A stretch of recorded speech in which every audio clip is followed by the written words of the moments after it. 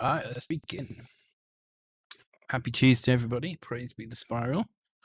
Hope you're doing well. Gonna get my vodka on the go because I'm quite thirsty. So on the bottle of frozen absolute vodka again, over some ice. This time with Coke. So my command is wrong. My wine command. I mean, I don't even know why it's called wine anymore. I haven't had wine for a while. So anyway, hope you're all okay. I won't lie. I have got the football on in the corner here, so I am trying not to be distracted, but there are small chances I will be. But I'll do my best not to be. Let's get a vodka and Coke on the go. Vodka, raspberry vodka and Coke. I'm expecting this to be quite tasty, actually.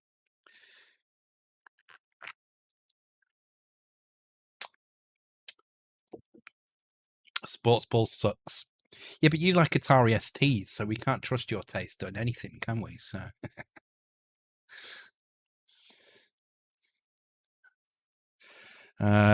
Okay, cool.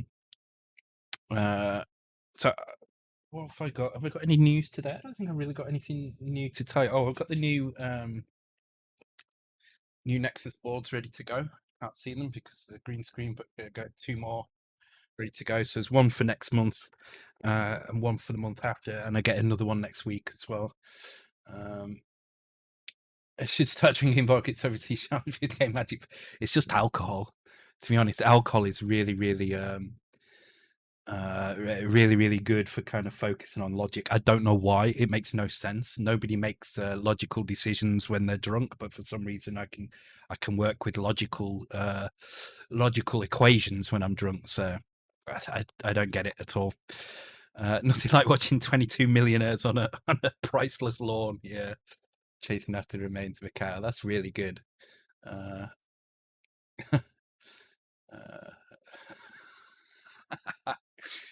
Oh god, it's so easy to have a go at an Atari ST fan. Yeah, two more Nexuses there. I've actually got, because I don't send the boxes with the Nexus when I send it out, so I've actually got a shelf full of empty boxes, which looks kind of weird. I kind of think DigiKey should give me a bloody discount the amount I buy off them. They must be looking at my account and going, okay, he really likes these Nexus A7s.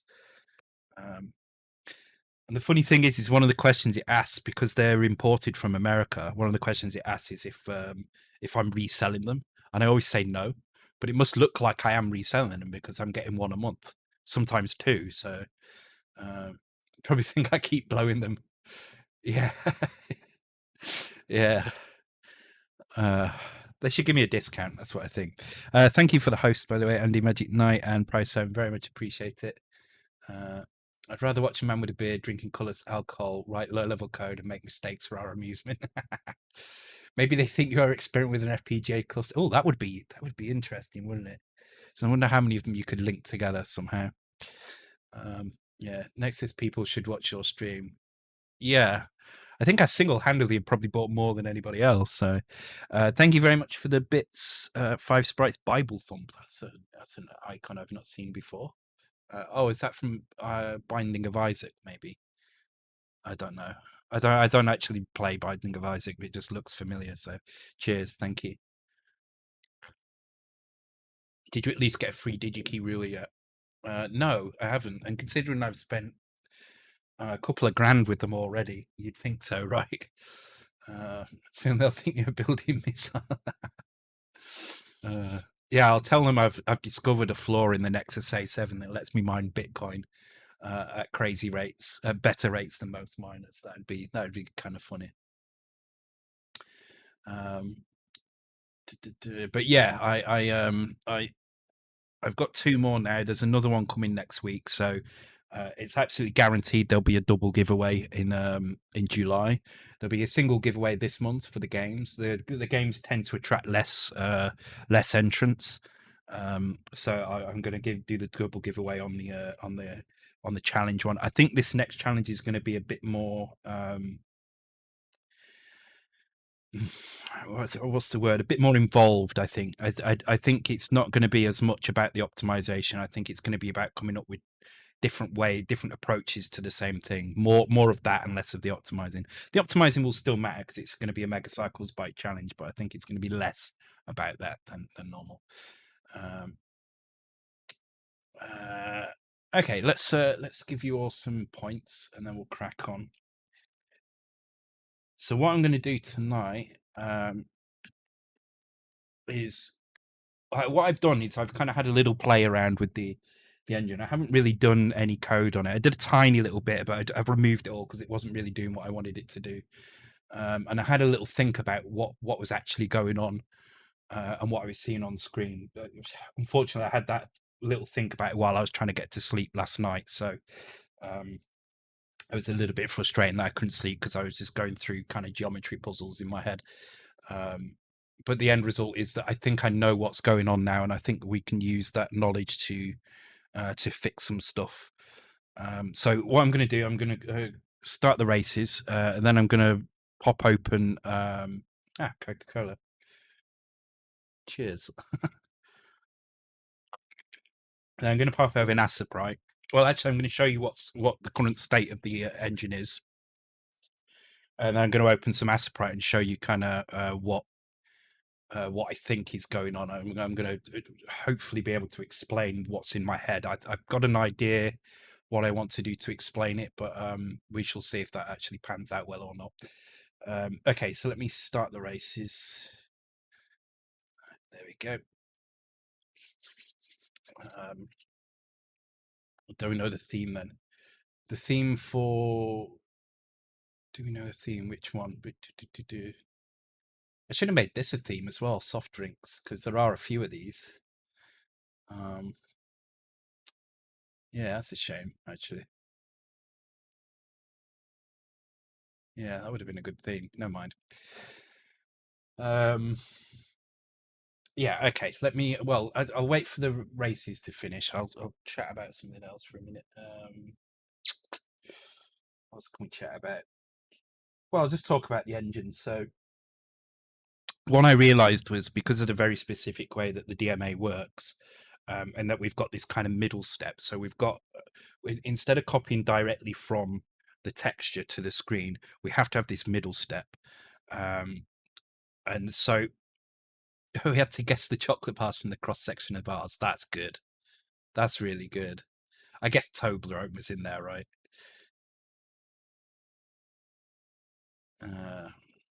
I give you all my points if anyone can guess my new series link to.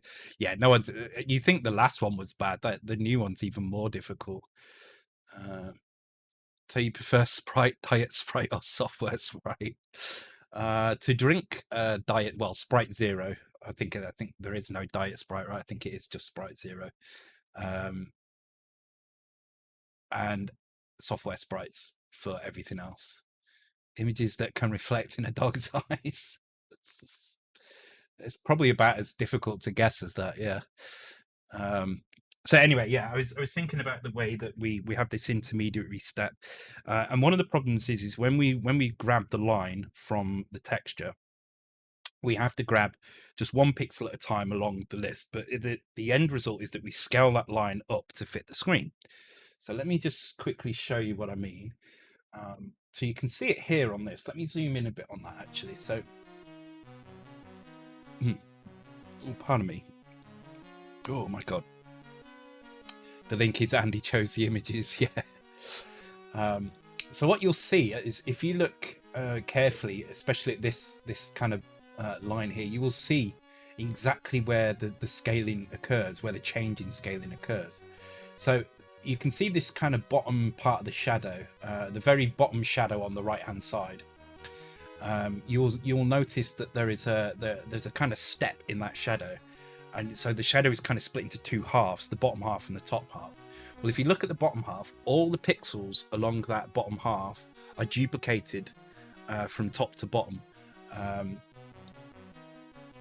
There is a slight change on the very, very bottom, but it still matches the step above. But the point is what's happening is, because we're only ever copying integer numbers into the buffer, in other words, where we copy a pixel or not a pixel, we don't copy half a pixel, we just copy a pixel. we're getting errors with the scaling. So I'm going to try and demonstrate how that's happening, or how I think that's happening, and then we'll have a go at trying to fix that in the code. So I'll try and do it in ASAPRI. It should hopefully be easy enough to explain, I hope. So let's put a grid on, because the grid is going to help a lot. So I'm going to set the grid to be 4 pixels, and you'll see why in a second. Okay, so I'm going to zoom in, and we're going to imagine that these are pixels on the screen. Each one of these grid locations is a pixel on the texture, sorry, not on the screen, just for this texture. So there, I'm going to fill in a couple of colors here. So we're going to have an orange, just going to do 3 pixels. So the problem is as the view approaches the camera, as the line goes down the screen and we draw as we approach the camera, then what happens is these horizontal slices that we see get closer and closer together. I mean, we can see this in this example here, where as we approach the camera, the black lines turn into almost just one solid block, because you can't see the gap between them anymore. And so what happens is, as you approach the camera, you get to a point where actually the lines are reading from the same set of pixels, but the line lengths are different. So what we're going to do is we're going to show an exaggerated version of that. So if you imagine that the lines are reading from 3 pixels, and we've got 3 lines in here, I'm actually going to draw it twice as high, just so you can kind of see. Imagine this is all just 1 pixel. I've just stretched them, that's all. Just so you can see the lines as I draw them. Actually, you probably still would see. Oh, you still would see them anyway. But oh, did I press the wrong button there? Yeah, should have been that one. I should have pressed that. There we go. So if you imagine a line, I'm going to draw the line in what's going to stand out. I'll draw it in red across this. So you imagine we're taking a line from here to here. So this line is, let's write some numbers in here. So this is pixel 0 at this line here. This is pixel 1 at this line here. And then this is, oh shit. That's a really bad 2. Oh my God, it should just be bigger, shouldn't it? There we go. Oh, Jesus Christ. I'll get there in the end. Bear with me. There we go. 2, 1. And that looks like 8 now. So this is pixel 0, this is pixel 1, this is pixel 2. So when I draw this line across here, the line is 3 pixels long. And that gets translated into a buffer. And so the buffer contains orange, green, and yellow. So let's just draw the buffer underneath here. Let's just do it in single pixels. So we've got an orange, we've got a green, and we've got a yellow, and that gets written to the buffer with a length of 3. So we know the first one is 3. I'm not going to write the lengths in. Oh,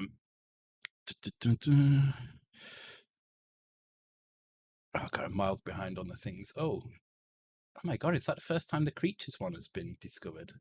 How have you not typed creatures 2 in before? You've typed every other bloody number after creatures. Craziness. So yeah, the first line takes that, and that's exactly, if we stretch that across the screen, that's exactly what we would want to see. So let's imagine we're stretching this across the screen. We're gonna use pixels down here. We're gonna make the screen a pixel to a pixel on here. This is just a zoomed in version of the texture.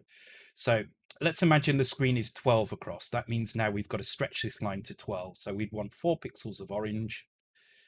1, 2, 3, 4. 4 pixels of green. 1, 2, 3, 4. And 4 pixels of yellow. 1, 2, 3, 4. And that matches the line exactly. I mean, it matches it because we've scaled this up 4 times. Now let's imagine a line, the next line, which is zoomed in slightly beneath it, and it comes across like this.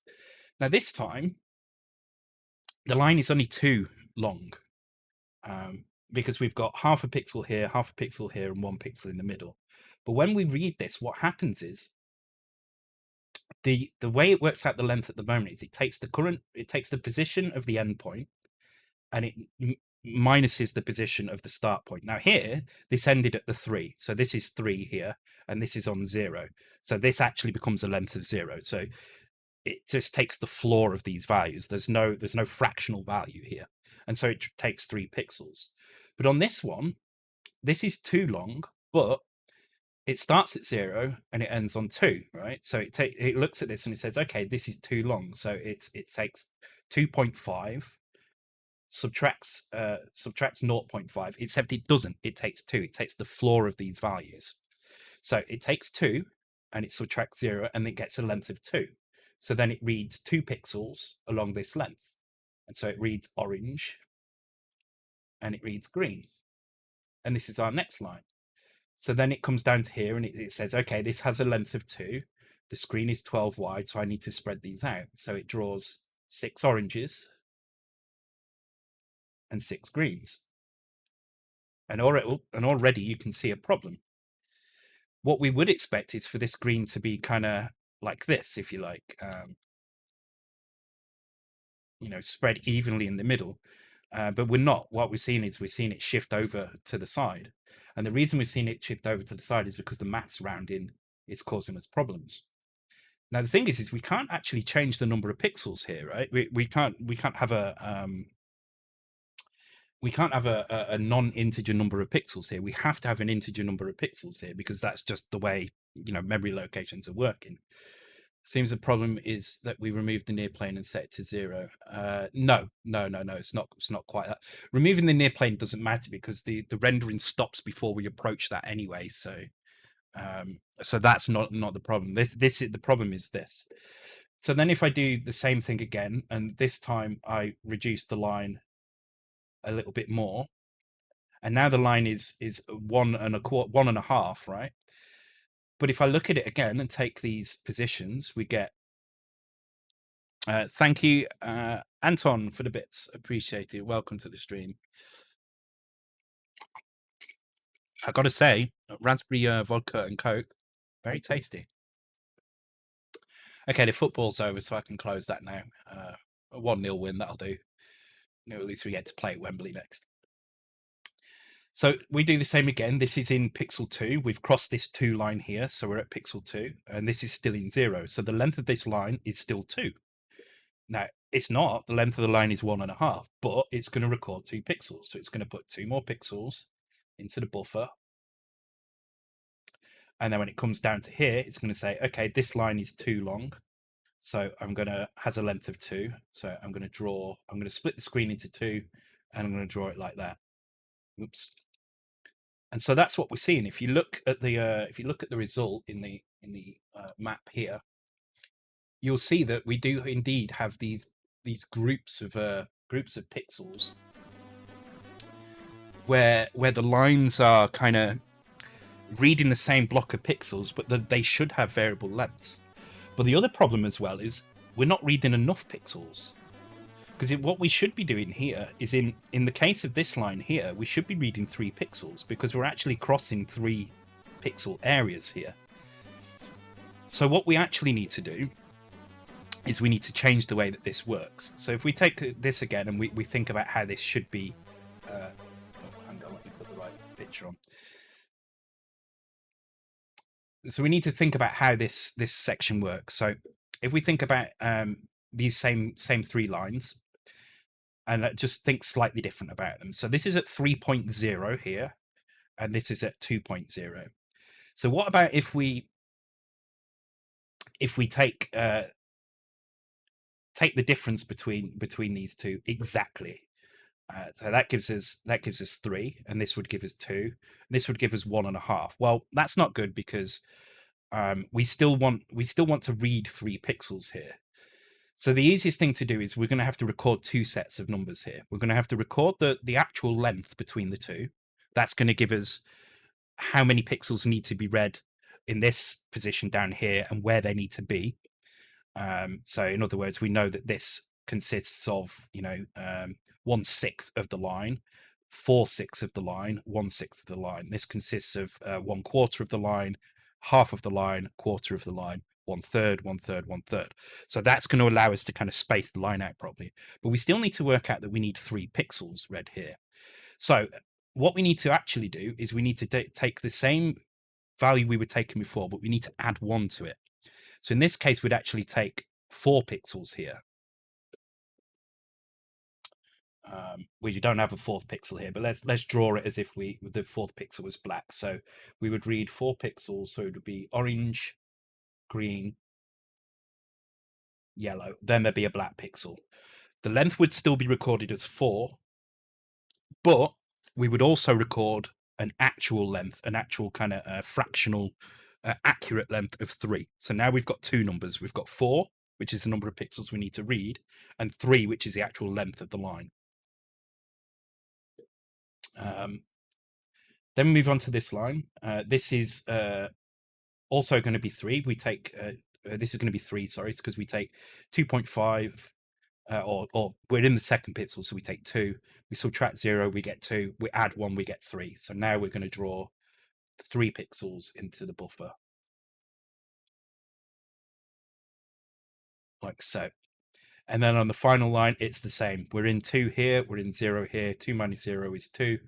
Add 1 is 3. So we're going to get 3 pixels, which is going to look like this. So now our buffer looks a lot closer to what we want.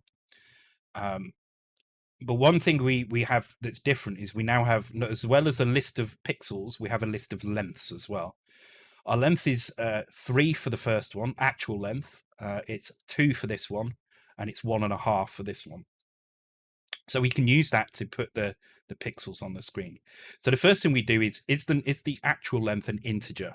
If the actual length is an integer, in other words, it has no fractional component, then we just draw the line as we did do previously. So in this case, even though the length is 4, we actually only read 3 pixels, and we just draw those 3 pixels exactly as we would expect. Like so. However, if the line is not an integer, then we need to make some changes. So the first thing we need to do is we need to work out how big a segment is. So we know a segment is 4 pixels across here. And we look at the value. Actually, this is an integer as well, isn't it? This is 2, so that's not going to work. Hang on.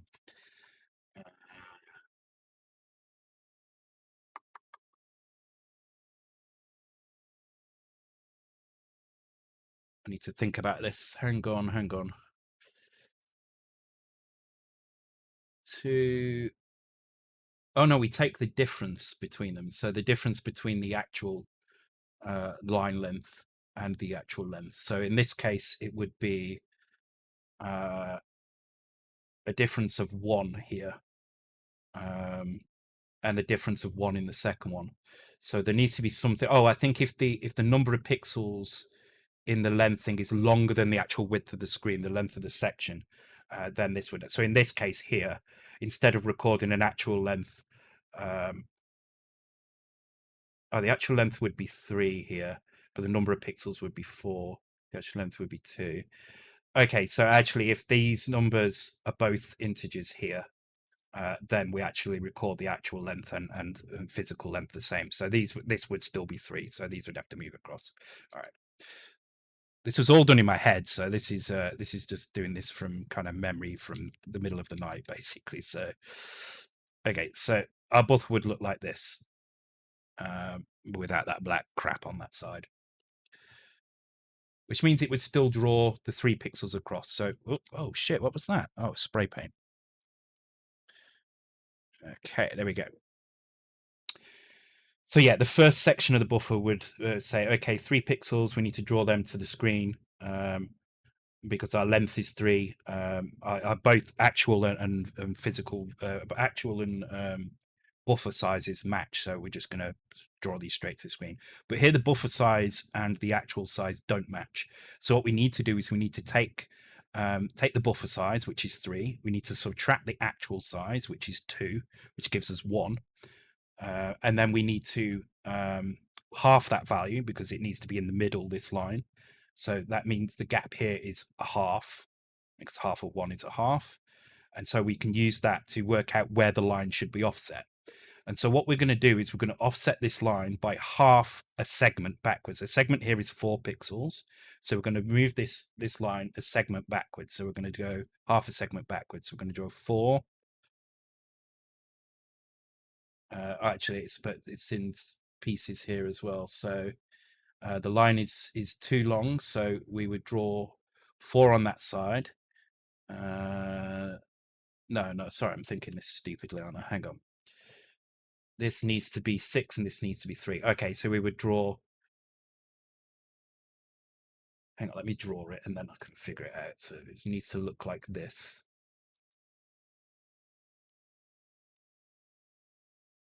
Yeah. And then on this one, on the bottom one, this would be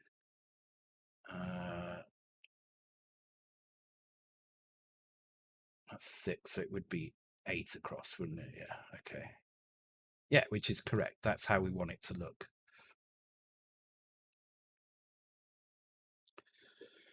Okay, so how do we convert this from the numbers we have? That's what we need to figure out. Okay, so let me get a piece of paper so I can figure out this out on the fly. I thought I had this worked out in my head, but I've not quite got it spot on. So, okay, so our buffer lengths are all 3. So the buffer has 3 in every spot, 3 pixels in each spot. Our segment sizes are 4 pixels each. So our segment is 4. And our actual buffer size is red.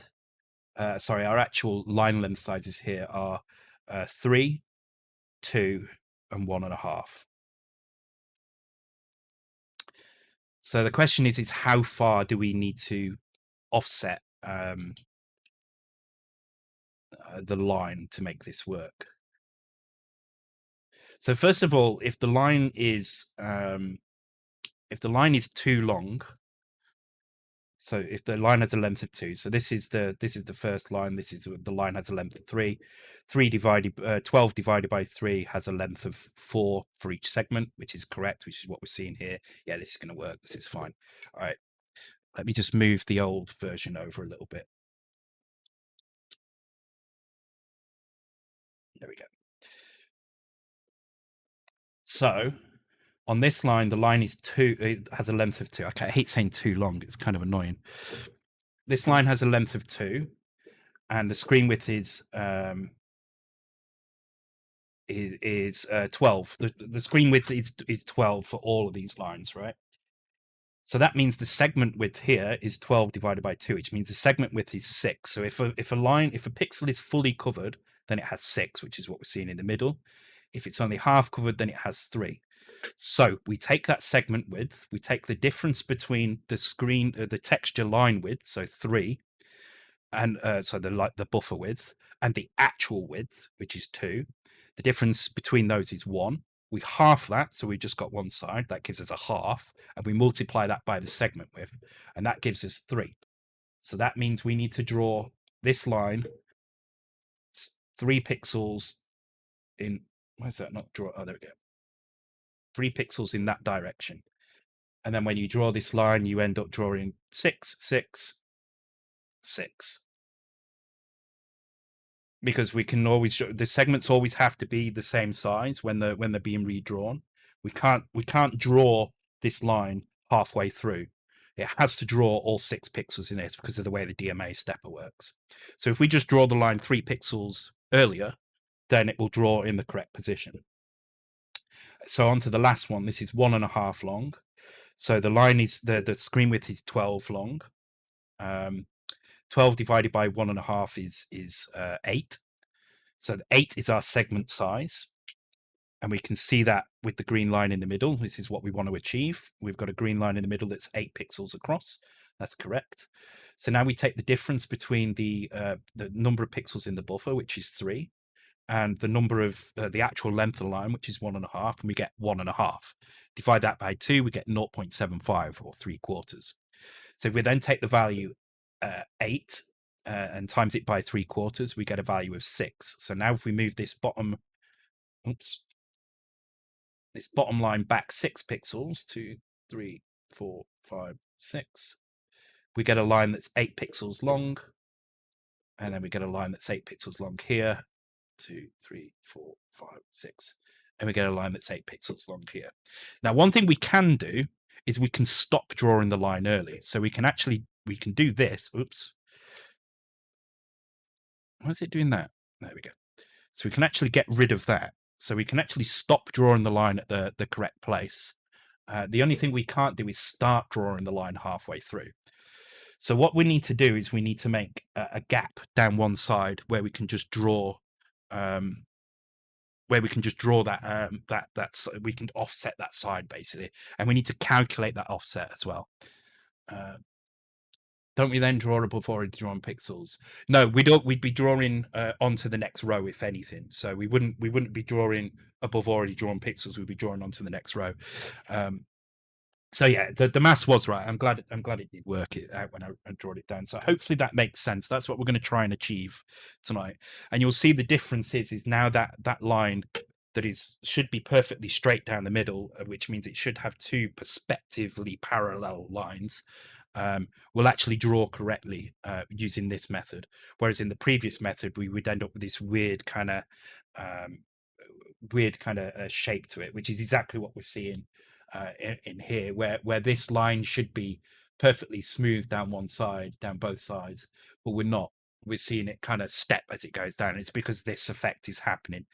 So while it's on the same row of pixels, we're just drawing the same thing down until we move on to the next line of pixels. So the other thing we need to do is we need to make sure that we add 1 to the buffer lengths as well, but only if the buffer length is not on a kind of 0 area like this. So this is going to be a weird edge case that we need to look at. Hopefully, I think it's just basically if this is on a round pixel, if either of these is on a round pixel, and the difference between them is a round integer value as well, then just take that value, don't add 1 to it. Otherwise, add 1 to everything. Because the other thing that you can see on this is as we move around, you'll notice that when we hit the 180-degree mark, so around about here, you'll see a little jump. Actually, you didn't see it very well there, but there is a little jump as you turn around. It might be there actually. But that jump is happening because when we start drawing the lines the other way, so remember we can only draw DMA lines in a positive direction along the major axis. When we start drawing them the other way around, because we're missing a pixel off the end, it doesn't look like a lot, but if you suddenly start drawing the lines the other way, then everything's going to shift left and right by 1 pixel, because everything's too long. Everything's stretched by 1 set of pixels too long. So when you flip it the other way, they're not lined up properly. So that should hopefully solve that issue as well.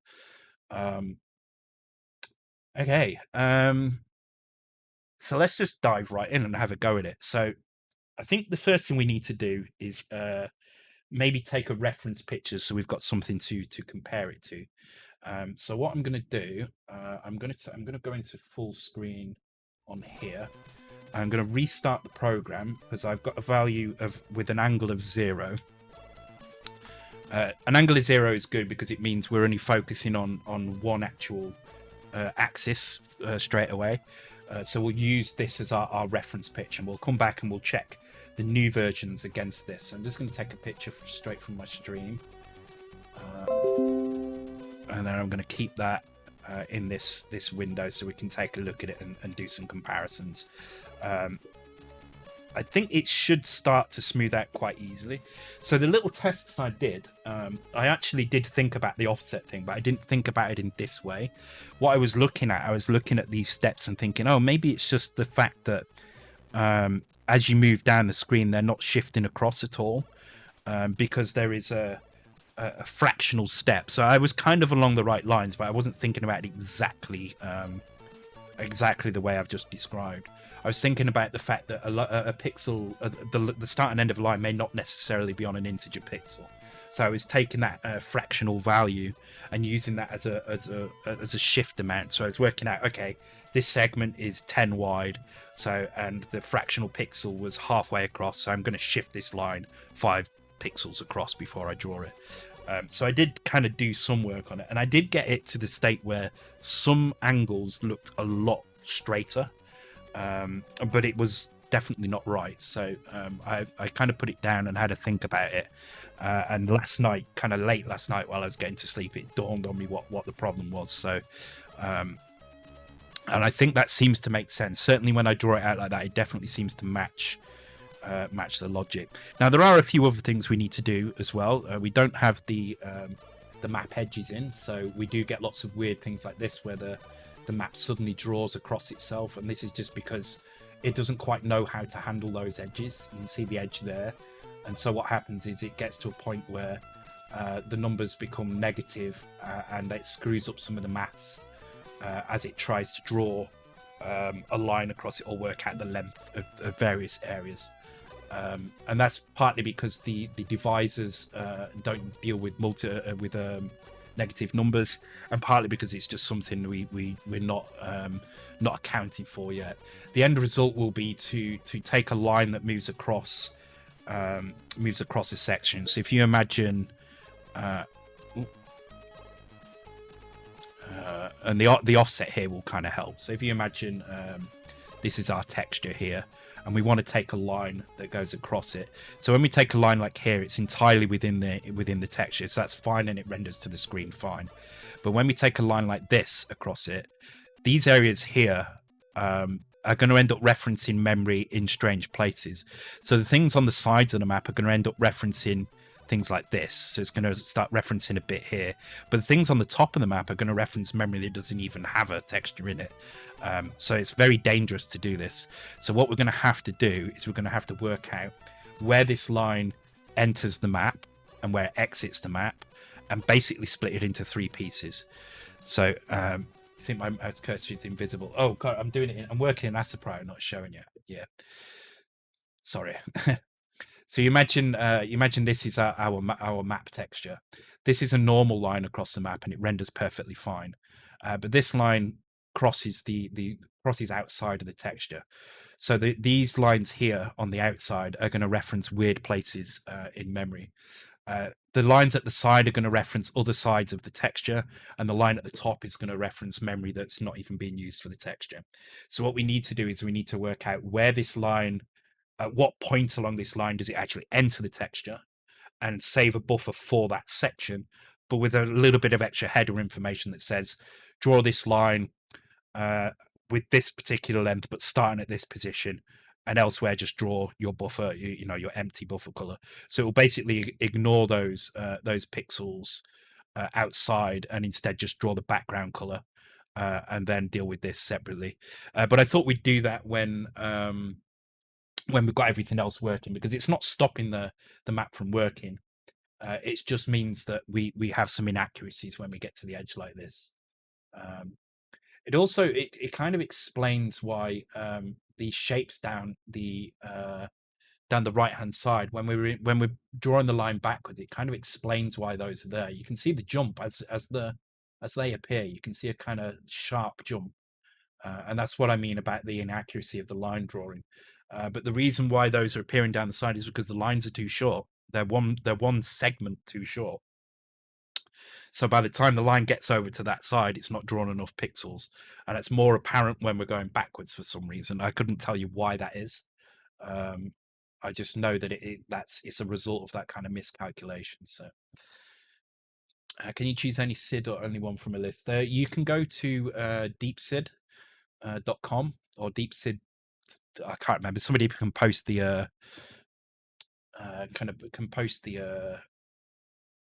you can avoid that by disallowing the player to come. Yeah, so we could in theory reduce the kind of area where the player could go, but that would reduce the either the view distance by quite a lot, or the workable map size by quite a lot. I think the safest way is to just calculate that line. We have plenty of raster time to do that, so it shouldn't be too difficult. Once we've got everything else working, it's just a matter of looking at the lines that before we draw them into the buffer, and just saying, is this line inside the map or is it outside the map? And if it's outside the map, then we need to make some changes. 1 second.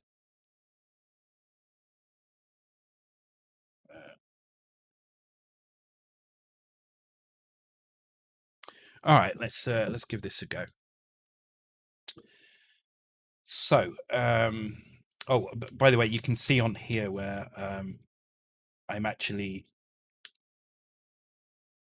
doing that. The line works because the rounding's kind of spot on in JavaScript, so it's very easy for me to round the values in the right place. In fact, you can see the problem if I take the rounding and change it. So if I just come in here and I change, where would it be? It would probably be.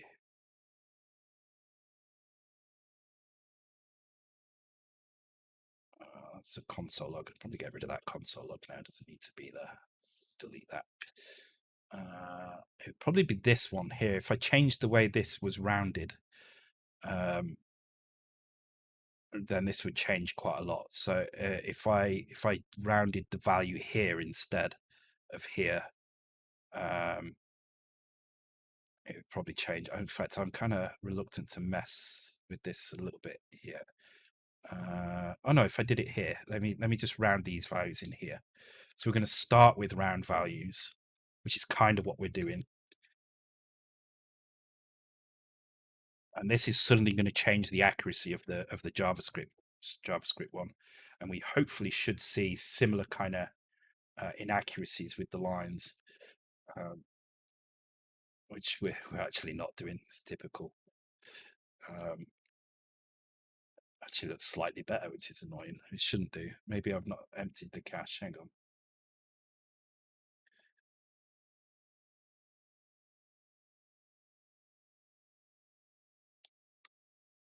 Yeah, there we go. So you can see it's doing the same thing. It's grouping things up into those same patterns, and so essentially we're getting the same kind of errors. They're not exactly the same because there is a slight difference with the way that the buffer copies. But by basically not dealing with those fractional kind of x and y coordinates, we kind of break things a little bit. So let's get some of that down here. Let's see if we can get some maths on the go. Okay, so what do we need to do? Okay, we need to, let's move this over here where you can see it.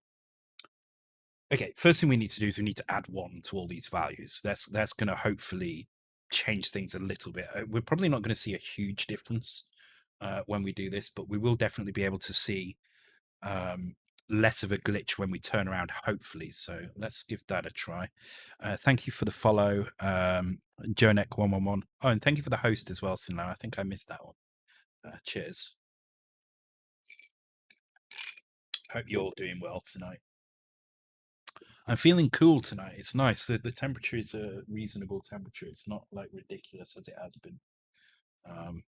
So it's kind of nice to have that. Okay, let's start with these values then. So we need to basically fill the buffer with the right number. So as I said here, you can see that the buffer is filling. So let me just split this into the rows. So this is what's actually happening at the moment. Oops. How's that? Okay.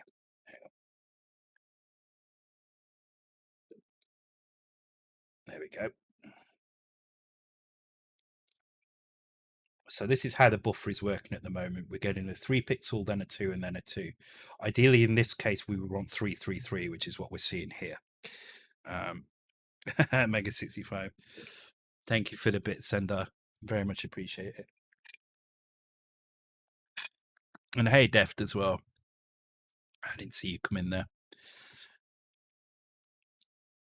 Things are good here. Had to see. Hang on. I always miss a bit of the text over there. Most of the match was a couple of beers, all good. Yeah, football was all right tonight. I mean, yeah, it was okay. It was acceptable. In fact, I'm going to turn down the fan because it is actually getting quite chilly now, which is nice. It's been so warm the past couple of days.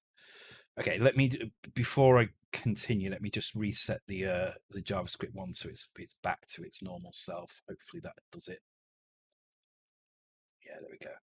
So this is the kind of effect we're looking for. I think we're at this position here in our demo, and this is what it should look like. And this is what it currently looks like. So you can tell that it's very, very different. I mean, obviously the field of view is different as well, but you can see the difference there between the two. Even with the field of view difference, this is obviously way more pixelated than it should be. It should be more like this. The other thing to note though as well is this is using a 1024 texture. In fact, let me change the texture size to match. So I just need to. Oh no, it is using 512. Wow. Okay, so that actually looks really good for 512. Okay, fine. So let's work that out. So at the moment, the length is calculated in the fetch in here. We're not going to change that. That's the right place for it to calculate. I just need to find out where that is. So at the moment, it's here, store length. This is our buffer length vector, and that comes from taking yeah, well, you can see here the ABS of px2 minus px1. Well, that needs to change. This needs to not be the ABS of, well, actually, it needs to be the ABS of these two, but it needs to be the ABS of these two plus one. And it needs to take the, no, hang on, does it need to take the fraction? Let's have a look again at the picture. Okay, so we need to take these two from each other. Oh, ABS of this one minus the ABS of this one. So it's more like, I don't know why it's capitals. Let's change that.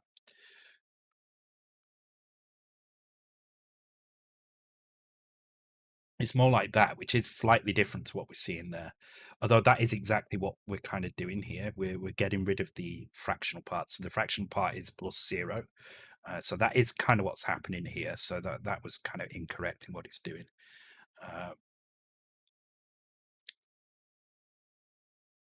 Is that all of them now? Yeah. Did you get? Was that or was that a guess from the last one in the series, or did that just everybody get that one? Anyway.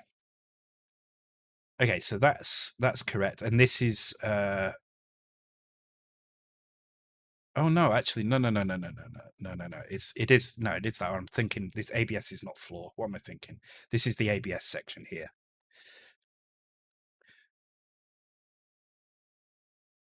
So we're actually taking the floor of these values. So you represent that in maths like that. So we're taking the integer component of these values from each other and getting the ABS of them. Then that's exactly what this is doing here. So that's going to give us in these cases, that would give us 3, 2, 2. But we need to add 1 to this value, but we only need to add 1 if the zeros are okay. So we need to take the so add 1 if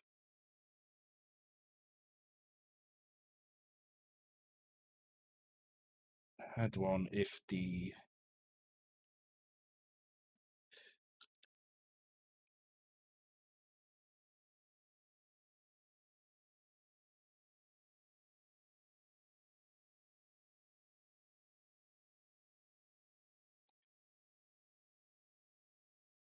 okay.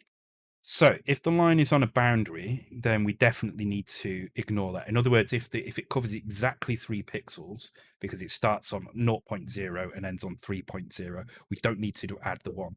If this line was going a little bit off to the side, so instead of it started here and went to here, then we would add 1. And the reason we'd add 1 is because we still need this pixel here. So even though the length is 3, we'd have to record it as a buffer of 4 because we need this pixel here. We don't care about this end. We only care about the offset on this side, which is why we do the calculation with the way we do it and offset this side here. So if these are both on 0, so in other words, if we take px1 plus 0 and OR it with px2 plus 0, and that's equal to 0, then we don't do anything. We skip the next bit. Otherwise, what we need to do is we need to take our length and we need to add 1 to it. So we would take len x plus 0, add 1.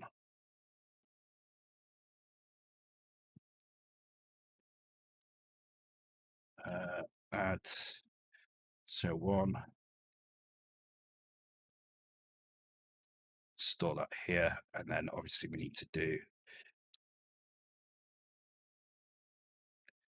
this for the carry. Okay. So it seems like a bit of overkill, but this should correct that kind of line length by allowing the buffer to be the right size. Now we need to do the same on the Y as well.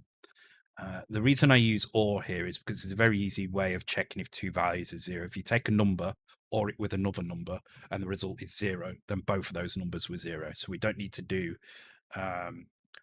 compare one number to another. We can just OR them together, and it straight away the result is in there. I mean, we could have changed this for load and compare to the other one, and then if they're equal. And so I just prefer this method. I think this is a nicer method. I don't know if it's fast. It's probably not faster actually, but I just prefer that way of doing it. So okay, cool. So now we have 2 line lengths with the add 1. So if the start and end are not on boundaries, not as at least on 2 lines, so easy to read. Okay, cool. So let's give that a try. Let's see how that affects the image. It's probably not going to make a huge noticeable difference, but there should be a little difference. And that's because now there should be an extra set of pixels down one side. So what we might see is less glitching because we're counting that, well, not than that, obviously, but let's get our image up. Okay, so do we see any obvious glitches in here? Okay, no, so it looks kind of about the same. There isn't a huge difference here. But what you will notice is that on this side of the screen, on the right side of the screen, there are a few more pixels that aren't there in the in this image here. So let me just take a screenshot of this and we'll take a look close up.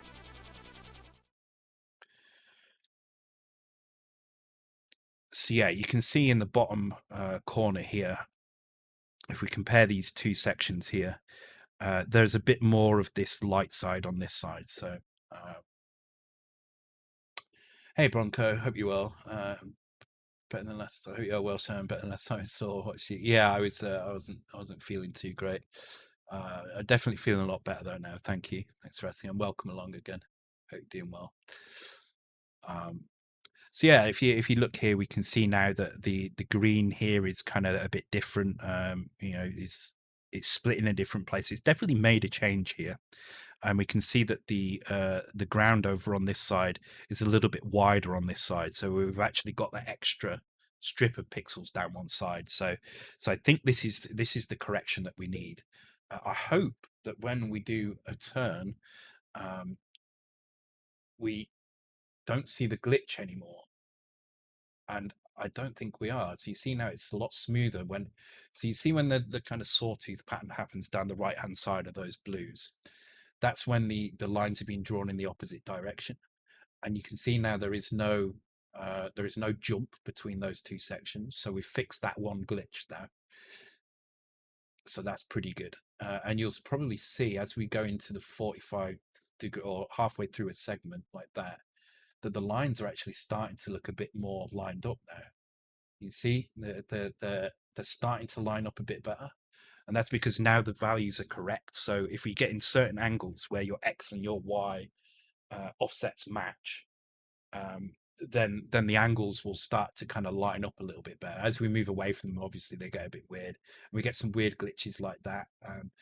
There are still going to be a few glitches, even when we get this perfect, and that's because the engine, the DMA line drawing engine, has a bug in it at the moment where the first pixel draws incorrectly. So, or the first two pixels potentially draw incorrectly. But you can see we've definitely got rid of that kind of jump glitch as it jumps between the two directions of line drawing. So that's good. That's a good sign. Okay, let's move on. So I'm gonna keep the old one, and not the new one. So this is the oldest version. In fact, I'm just gonna put a little mark on it so I know it's the old one. Um, and we'll come back and we'll keep checking against this so we can make comparisons. I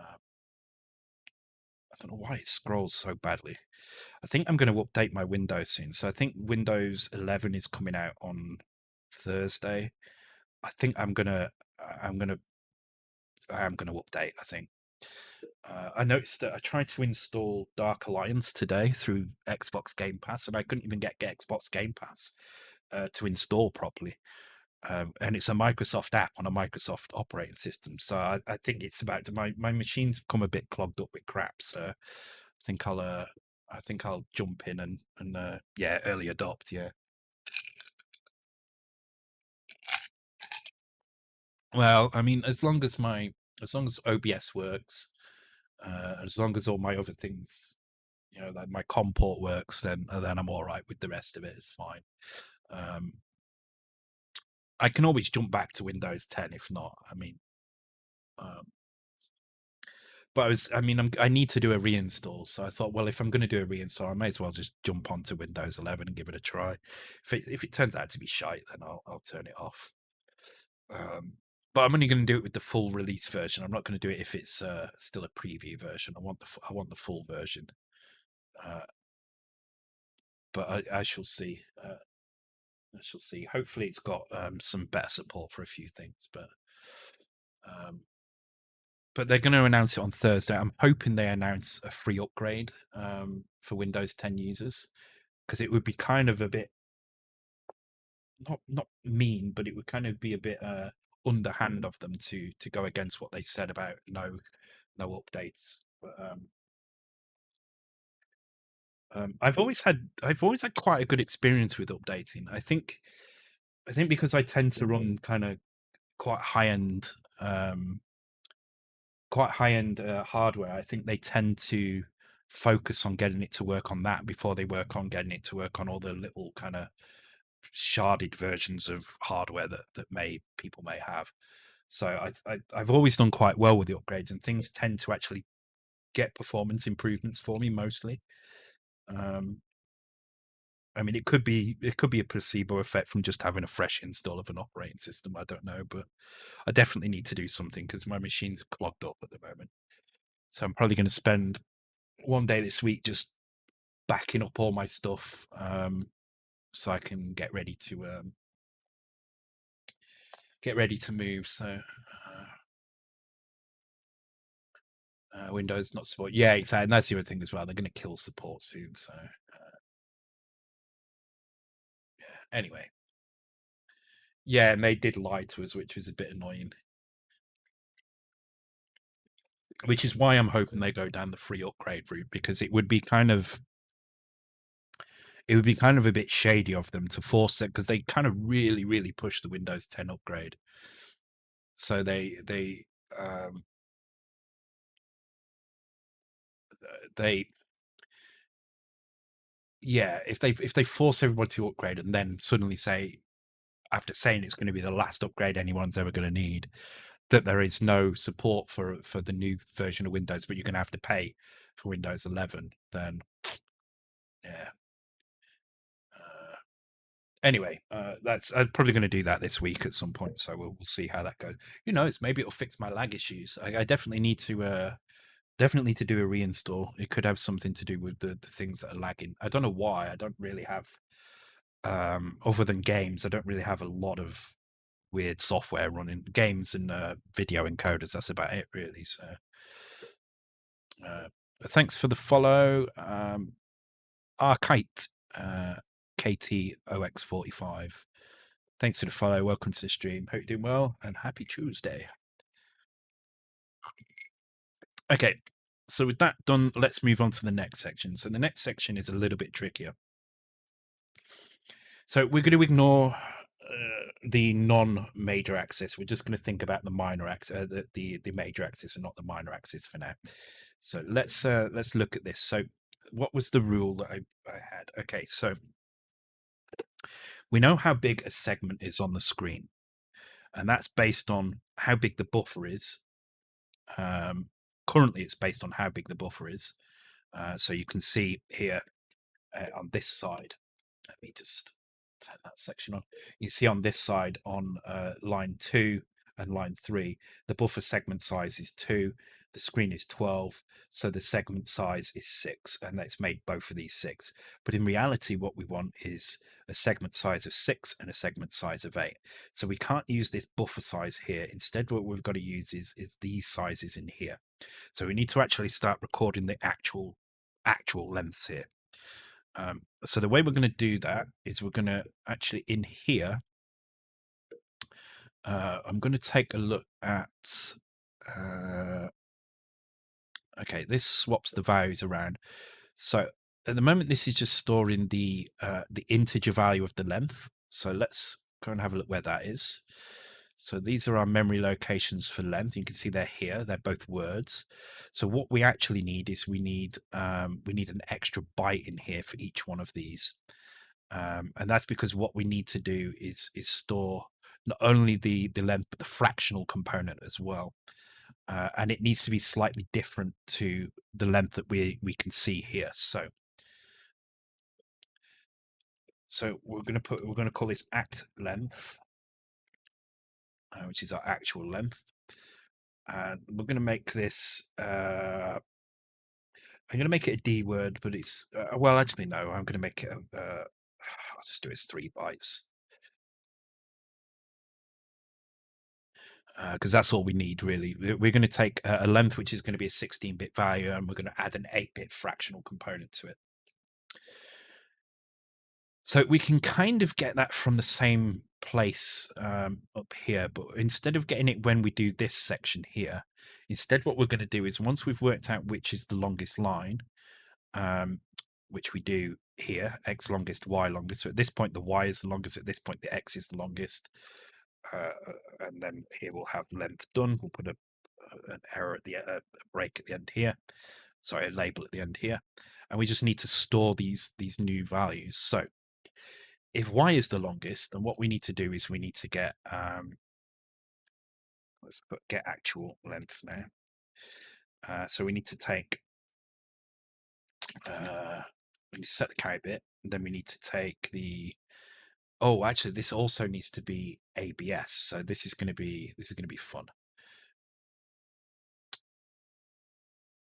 Okay, so to get the actual length, we need the ABS of px2 minus px1, which it looks like that's what we have up here, but actually we have the root values, the flawed values here instead, and that's not what we want for our actual length. We want that for the buffer length, but we don't want it for the actual length. So we need to do some actual changes here. So this is actually py2. It's py1. Okay.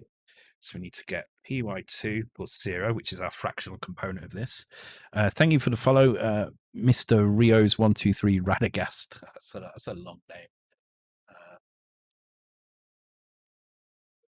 Cheers. Thank you for the follow. Hope you're doing well. And welcome to the stream. Okay, so this is actually going to be quite long. Part of me wants to separate these out into function calls, into kind of subroutine calls.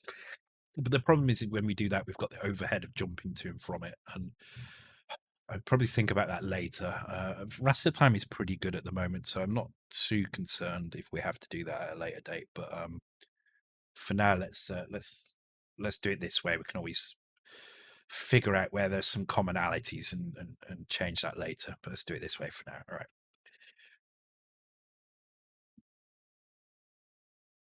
So this needs to go into actual length.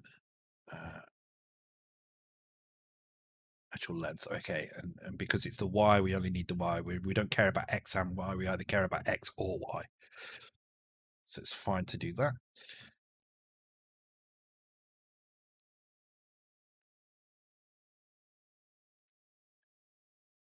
Okay, and now we need to make sure this is ABS.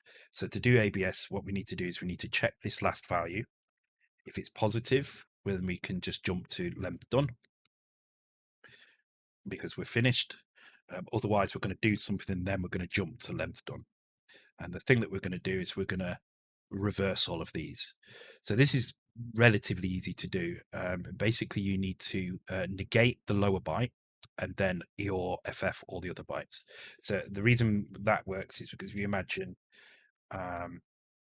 this, the -1 value is this. So we take the lowest byte. You have to do a negation on this, which is on C64 we would do this, but on Mega65 we can just negate that value. There's a command called neg which will just negate that value, and then these ones are just EOR FF. So only on the very lowest byte do we need to do the negation. So we already have the highest byte already in the accumulator. So we're just going to do this here. We're just going to do EOR FF, and then we're going to store that in actual length, and then we're going to do actual length 1, which we're also going to EOR FF, and then the very low part of this just gets negated. So you can see it's a lot neater. We don't have to do any add ones in here at all. But that's now ABS'd. So now we've got this exact value into the actual M. Now we need to do the same thing again, but now we need to do it for the X because this is where the X is longest. So now we need to work out the length of the X line exactly like so, and then that's it. That's all we have to do, and we don't need that one there, that branch, because we're already at that location. Cool. Now it's a Mega65 opcode. It's yeah, it's a 65 CEO2 opcode. So very useful, very useful.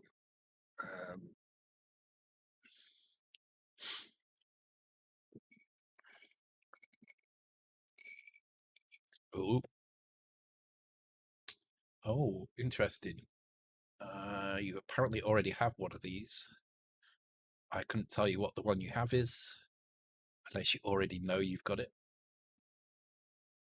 I negated the +1 byte. Oh yeah, that's a good point. That should be +2. Thank you. That's a 5-pointer there, my beagle. Thank you for spotting that. Oh, and that should be 0, not 2. There we go. 0, 0, 2, 1, 1, 0, 0, 2, 1, 1, 0, 2, 1, 1, 0. There we go. First points of the night go to Mad Beagle. Well done.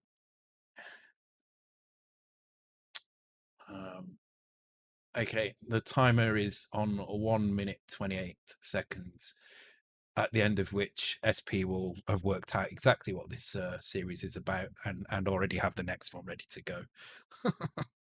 I'm certain of it.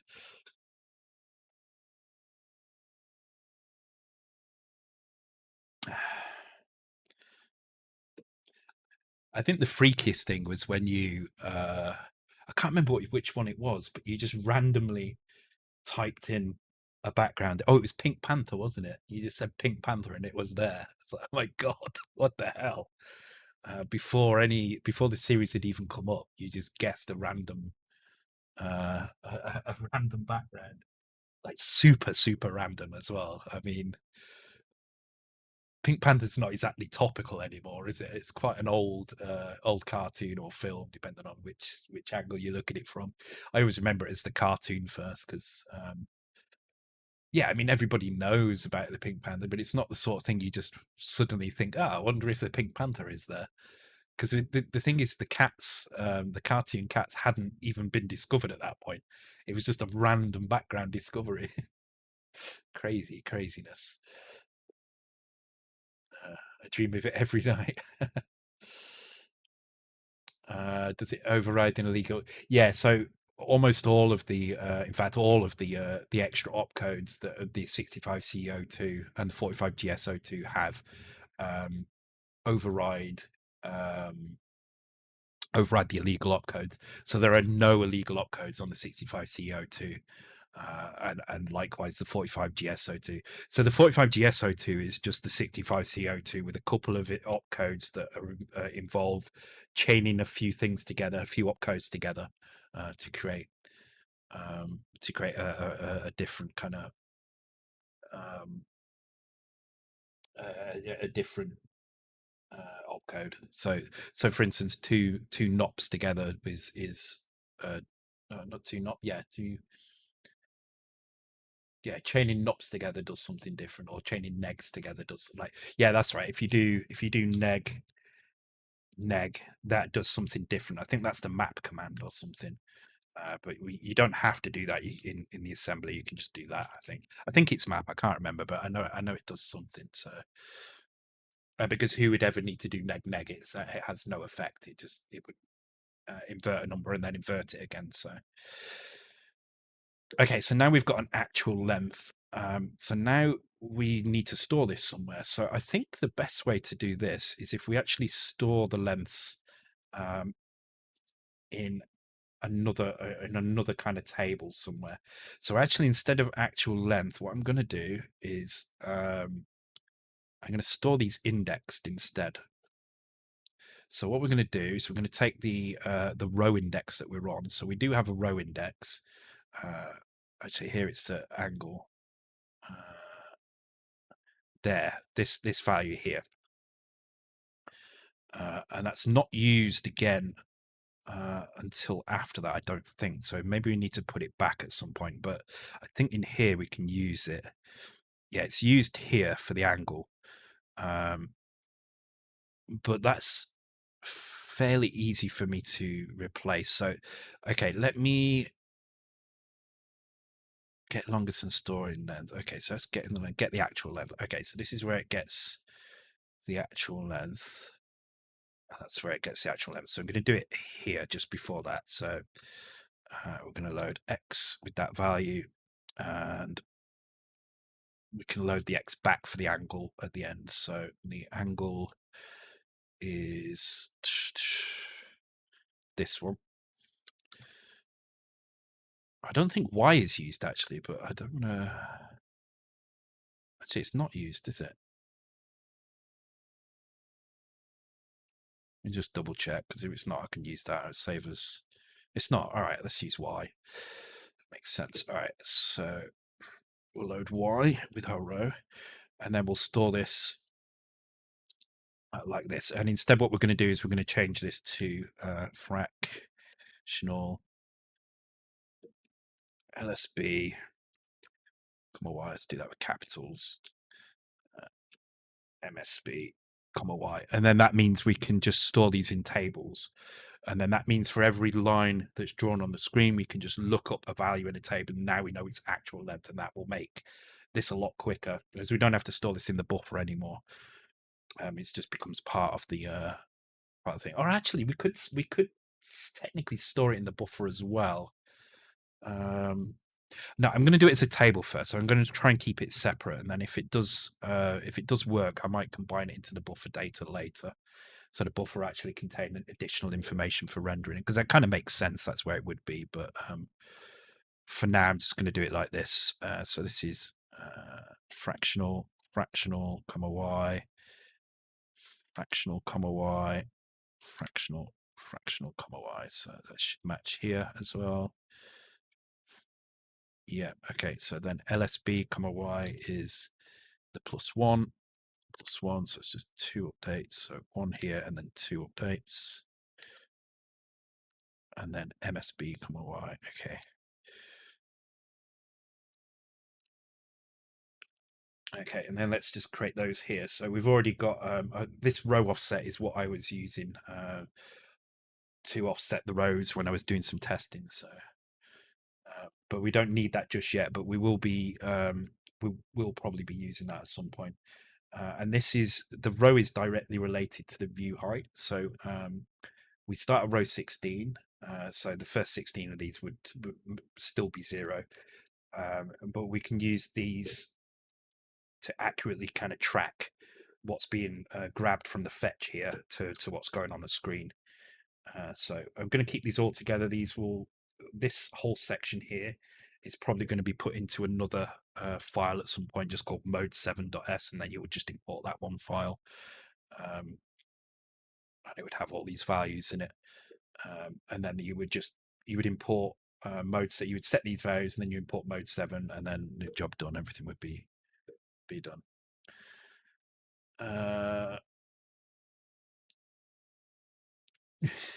Aquafin having a go at guessing those as well.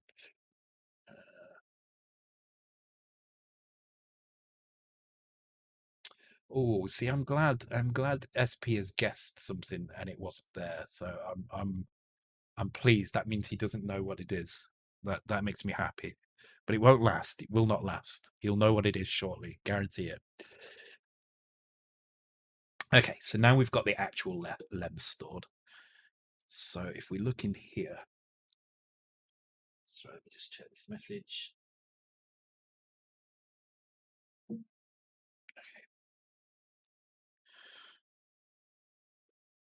So our method needs to work out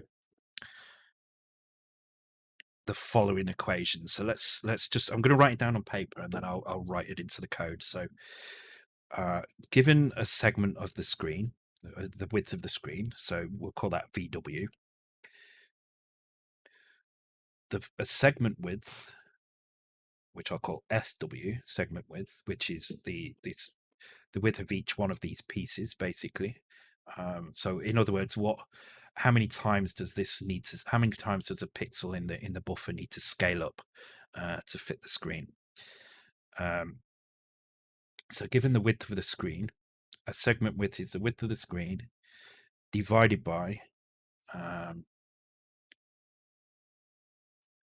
the actual width of the line, which I'll call AW. So our actual width or actual length, I'll call it AL, because then it matches the data we've got.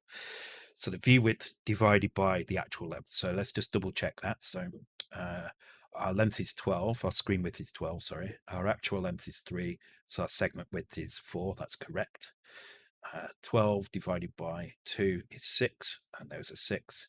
12 divided by 1.5 is 8, and these are 8. So that's correct. Okay, so that's the next thing we need to do, is work out what our segment width is. So let's do that. This goes into buffer now. So this is where we need to do this stuff.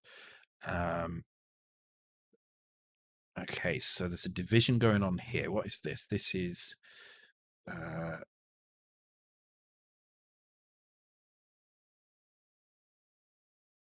okay. So this is kind of the inverse of what we're doing here. So this is working out how slowly we need to step through this line. So what this is doing, this is taking the view width, but it's dividing the length of the line by the view width. So in the case of this is the buffer length, by the way, not the actual length. So in this case, what it's doing is it's taking a buffer length of 3, which it would be here. Actually, it would be 4 here because this is kind of broken. But let's just say it was 3, and divide it by the screen width, which is 12, which would give us a width of 1 over 4, which means for every pixel on the screen, we advance through the buffer by 1/4 of a pixel, which means that it draws 4 pixels. So if you flip that on its head, you get 4 over 1, and that tells us how many pixels it's drawing in each segment. So actually, this does kind of need to change. This is the bit that actually needs to change, because this is deciding how slowly we move through. Okay.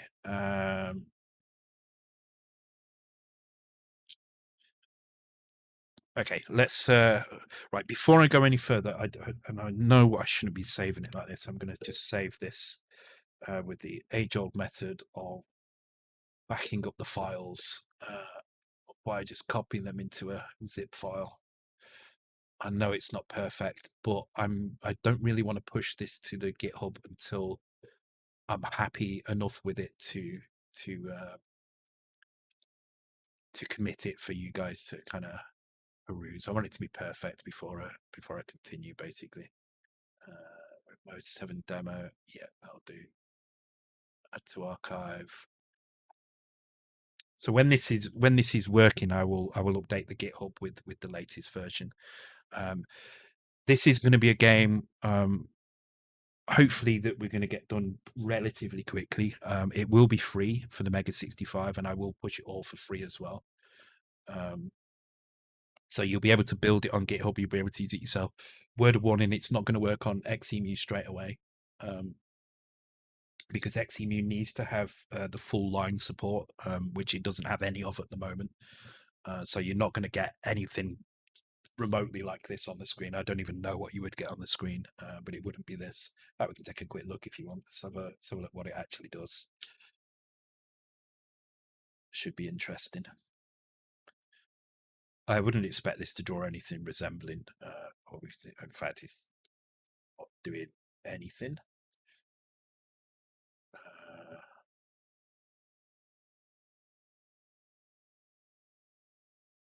Yeah, it's not even loading it.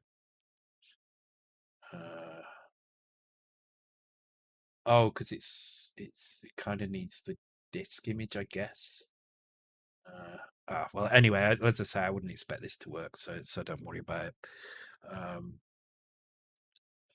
What I will do, however, is once I've got this in a state where I'm ready to commit it to the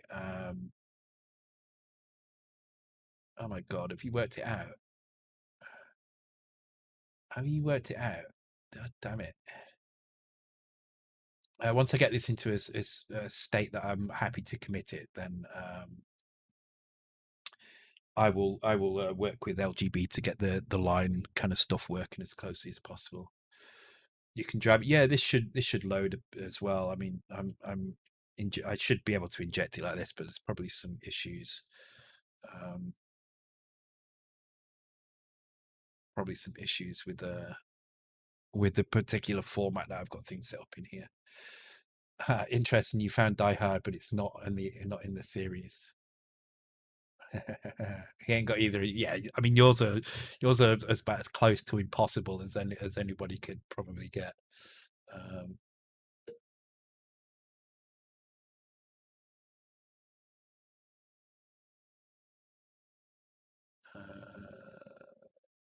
da, da, da,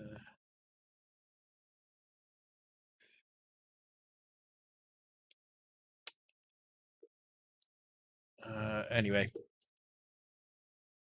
yes, Die Hard is a Christmas movie. I agree, but it isn't on the particular list.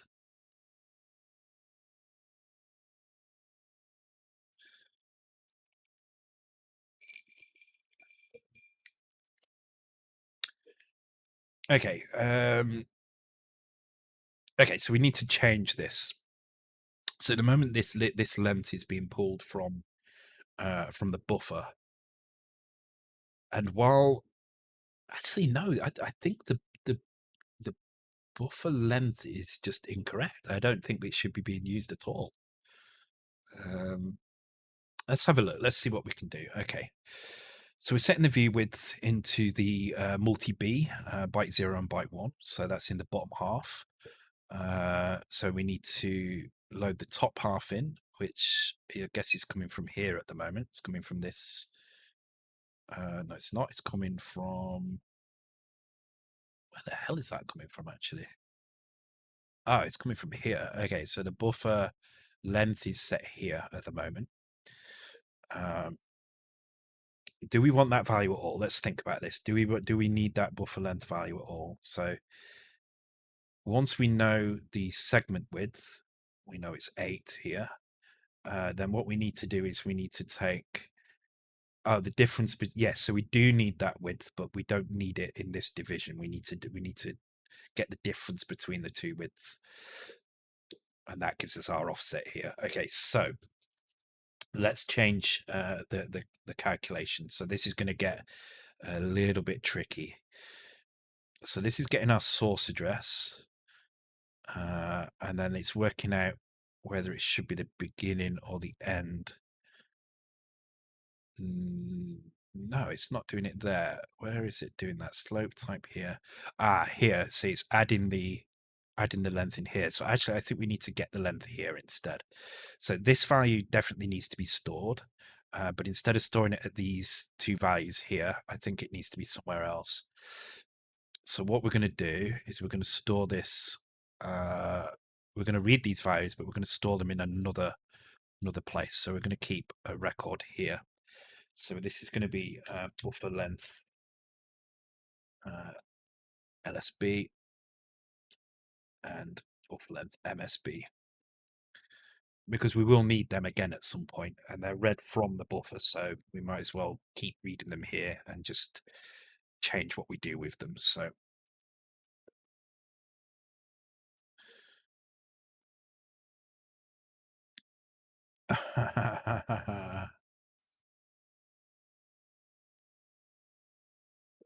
oh, you're having to guess quite a few though. Have you guessed it yet? Interesting. So it seems like you just scattershot in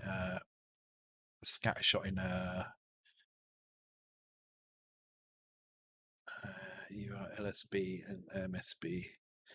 Oh yeah, I've written these before. Yeah, I'm going to change. Actually, I'm not going to change them because I don't know where they'll be. Oh, actually, I can, because it will complain, won't it? So, um, for consistency, yeah. So these are going to change here. So these are actually going to be stored in buffer length LSB and buffer length MSB.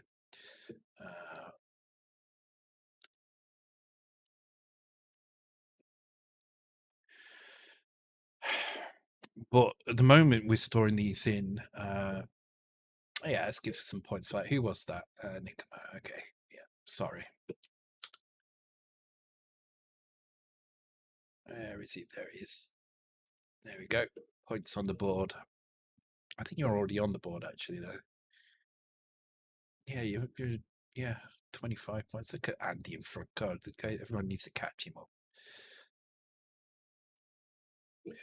We need to have some secret streams, guys, on like Mondays and Thursdays, Mondays and Wednesdays, that we don't tell Andy about.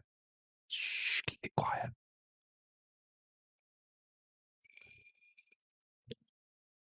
Really easy stuff, and I make lots of mistakes on purpose.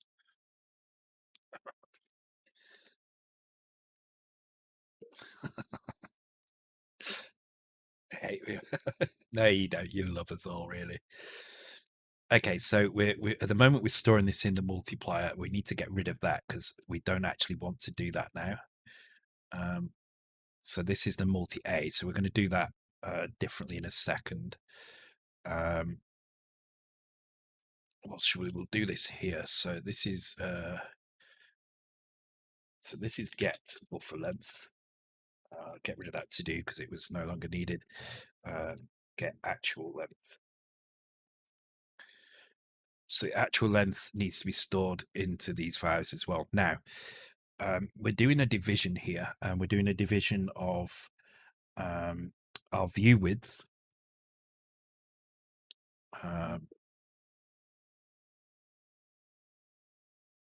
on, segment width, view width divided by AR. Yeah, okay, so oh, we're actually fixing this bit first, aren't we? Okay, so this needs to be fixed as well. So we'll come to that in a second. So this is working out where the end of the line is. And that actually isn't going to change. This is going to be, instead of add LSB, this is going to be buffer length LSB and buffer length MSB. Because this is just working out, if we draw the line the other way, where does the buffer actually start? So where does the buffer end? So that's what this is doing here. It's working out where the end of that is. And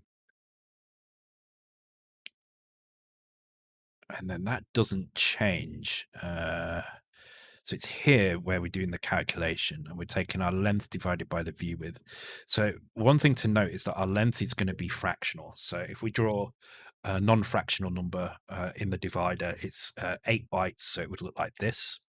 A fractional number, we're going to put a colon where the fraction is. So this is what our length looks like, but this is what our view width looks like. So what I'm going to do is I'm going to actually extend the view width over one bit so that we've got the same kind of I don't know what you'd call that, the same exponent for each one. So this is actually going to become D5 and D6, and then this is going to be 0 and D4. So this is, in fact, let's put this up here. So length, view width. So it just means when we look at the code, we can work out that actually, okay, this is a fractional value, and these first and second bytes are going to be the integer value. And the reason we need that is because we do have fractional value that we need to put in here. Now that's not actually needed till down there, so let's go and do it down there. We'll leave this one up here, which is just working out where the beginning or end of the line is. I'm going to put that back in, which just turns the screen pink and the border pink when we're facing the wrong direction. It just makes it easy to spot when the line's being drawn backwards. We're going to do the length here. So we'll do the length here. And let's just move this around a little bit.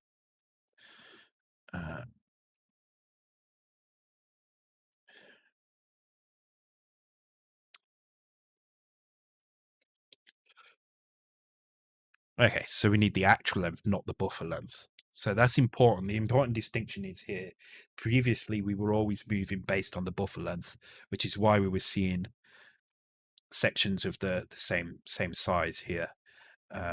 Segments exactly the same size. This allows us to see segments of different sizes. Now, if we just make this work as it is, what we're going to see is, oh, damn it, I should have had the right thing on. There we go.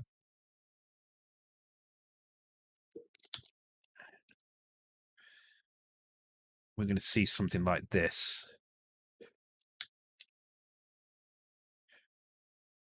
which is still not right, but we now have a slope all the way down where before we had a straight line. So we haven't included the offset at this point, but we should see a difference in the lines. So you can remember, if we look at this, you see how these lines are in pairs. That should disappear. What we'll see is probably diagonals moving down, but they won't line up probably because the steps will all be off, the offsets will all be off. So but we should start seeing kind of more straight lines as proper non-pixelated lines, but it's just that they won't line up properly. So that's what we're aiming to get anyway. So let's just undo those changes. And that's what I think this will do. So let's try that. Let's so this is our view width. So what do we need to put into here? Okay, so we've got 3 bytes that make up the length, and then the last one is going to be 0. So that's going to go here. This becomes byte 1, byte 2.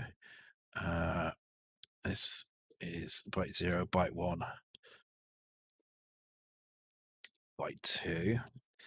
And then this becomes actual, what's it called again? Actual length frac. There we go. Comma, whatever the row number is. So hopefully the row number, so that Y is the angle. I'm hoping X is the row. It is. There we go. X is the row. So perfect.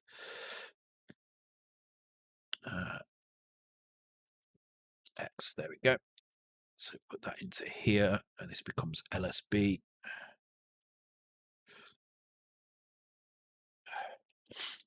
Oops. And this becomes MSB. Okay, cool. So now we have the length divided by the view width. Now the difference is here that the value that we get at the other end is going to contain a fractional value, but it's the fractional value is going to be D76C rather than D76B, because we've inserted a fractional value into our multiplication, so we need to shift everything along here. So I'm just going to change this. This is just reading the value. We do it several times to make sure the thing works, but that becomes our source fraction, and our source integer becomes that one. Let's just double check that in a calculator. So if we had, for instance,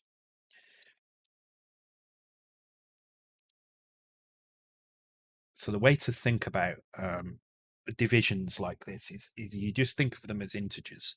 You don't think about the fractional component at all, but you think about where the decimal point is. So if you don't move the decimal point, so if you do 30, divided by 10, then the result is 3, right? But if there was a decimal point between the 3 and the 0, 3.0, which I can't do in this, if I did 3.0 divided by 1.0, the result would also be 3 there as well. But now that, actually, would that have moved across? Oh shit, yeah, we do need to move it. All right, let's have a think about this. So if we do this in hex values, so if we do what's it on NAND? If we do 300, and we're treating these zeros here as decimal points here. So 3.00 divided by 1. Damn it, 300 divided by 1.00. The result is 3, which means we've lost the decimal point here. So actually, it is exactly the same as it was before. So our decimal is still in the lower portion here, because if this was 300 divided by I don't know,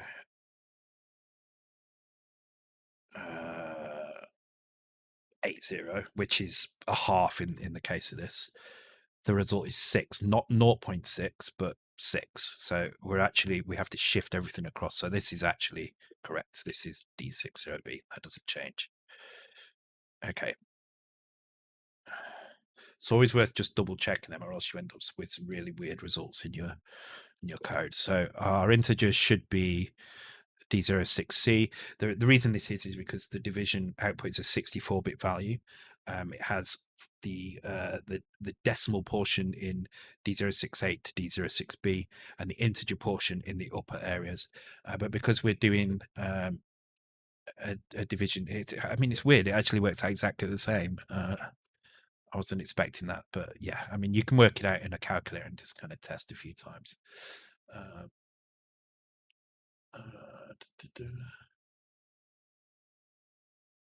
You haven't worked this out, have you? I like this. I really like this. Makes me happy. Makes me happy. How are you not getting this? This is one of the easier ones. How did you get freaking TV show set in Boston and you don't get this one? Craziness. Okay, let's give this a try. So hopefully now that's changed our step. If it looks wrong, we can just shift these values around. I think that would be fine. The only thing we need to do here is this buffer vector. When we advance it, we need to make sure we add the buffer length, not the actual length, because the buffer length is the one that we're going to advance the buffer by. If we advance by a different value, we're going to be in the wrong place. So that needs to be correct by that. Other than that, we should be able to run and hopefully see something that approaches. Oh, where's that? Might some fetch. I've missed one somewhere. There we go. It should be MSB, right?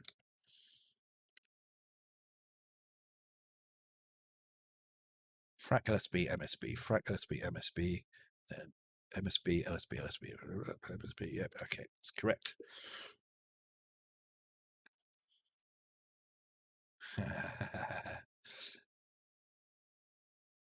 Oh, okay, that's done something completely wrong.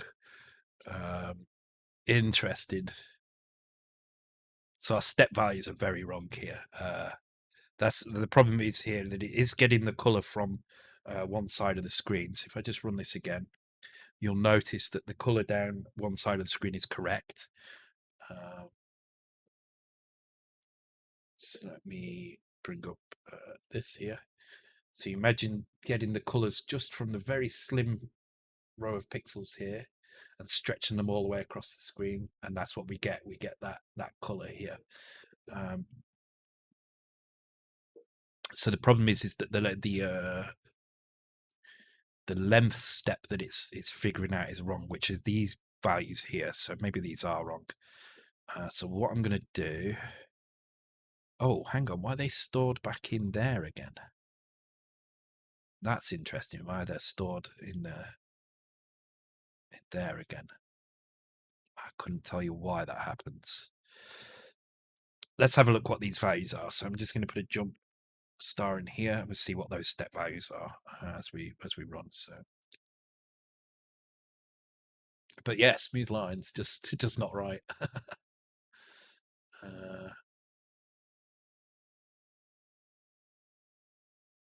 oh, Grinch as well. Yeah, you're getting there. Okay, so let's take a look at source fraction and source integer, which I bet I do not have marked as values. We have source address, which is this one here, which means yes, I don't have fraction or integer set up. God damn it! All right. Okay, I need to put a label here so I can grab these.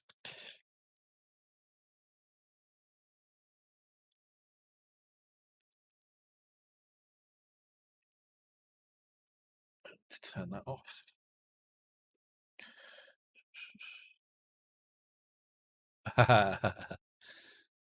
Thank you, Zevis Naga. Yeah, I mean, what else am I going to do?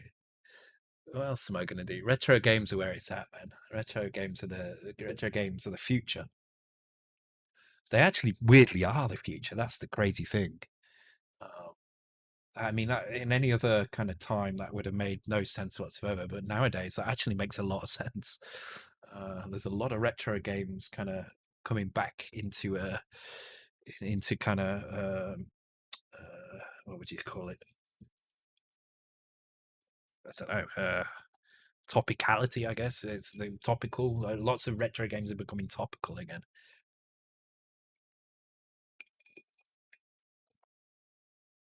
Vogue, that's the word. Yeah, even though you spell it Vooge, but yeah.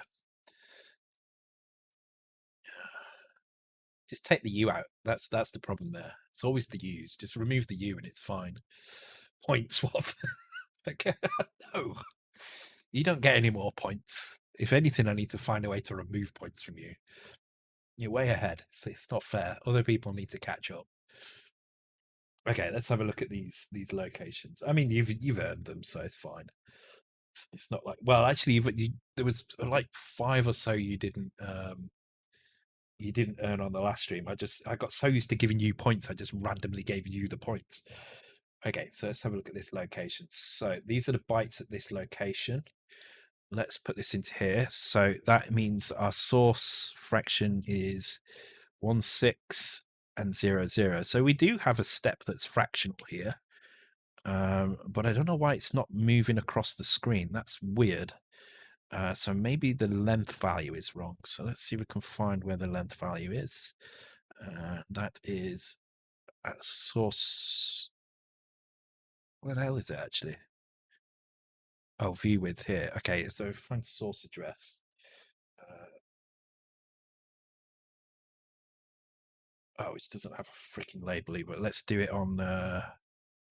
Let's just do here. All right. It might just be. Oh no, because it's copying all the way across the screen. So, huh. Something's not right here, and I'm not sure what it is. No, the view width is set, right? So this is not going to change. This is set in stone. So it really doesn't matter because I'm not changing this. There's no label for this. It's not being written. It's just drawing straight across the screen. So that would imply to me that the stepper is wrong, maybe here. And in fact, if we look at this, this is saying it's a fractional of 16, but this is the very first line on the screen. So we'd actually expect this to be the higher. So I'm going to just try changing the scale of this line a bit. So instead of using D06B and D06C, I'm going to use D and C as previous. See what happens. Let's turn that off. Let's get rid of jump.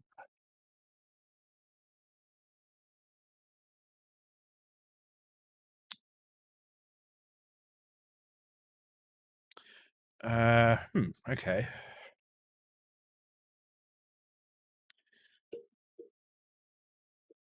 What am I doing wrong here? What is actually happening here? It's incorrect.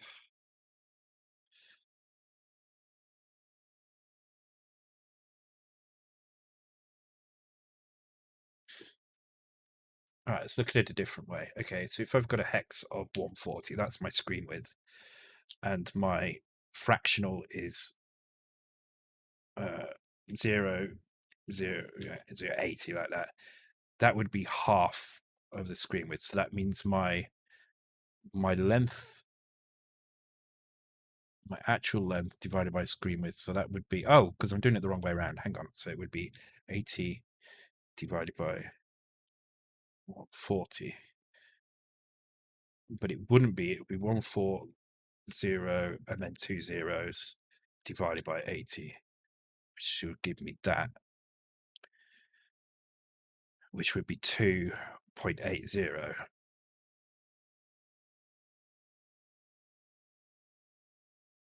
So actually, is it? Am I just no? This. I don't get this. This is weird. Okay, so I don't think that's required there. I don't think that's required there. What is wrong here? Something is wrong.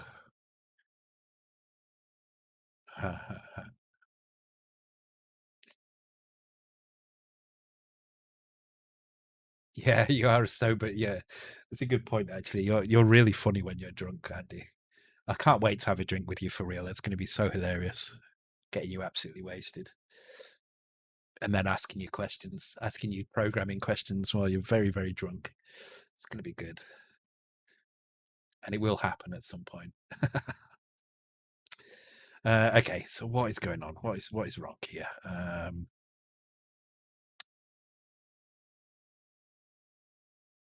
Okay, let's move everything down to the same level. So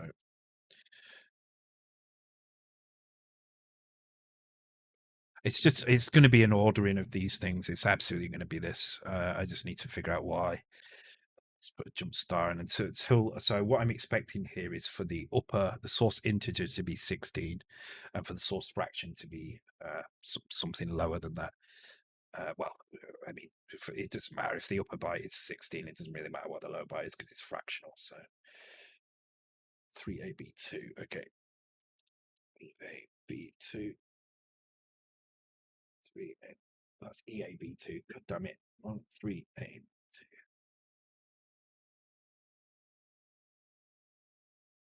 Yeah, okay. So we're getting 16 still for the fractional.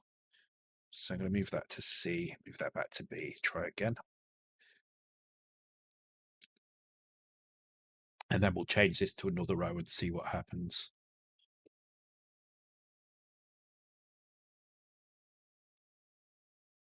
This will be the same location, 3AB2.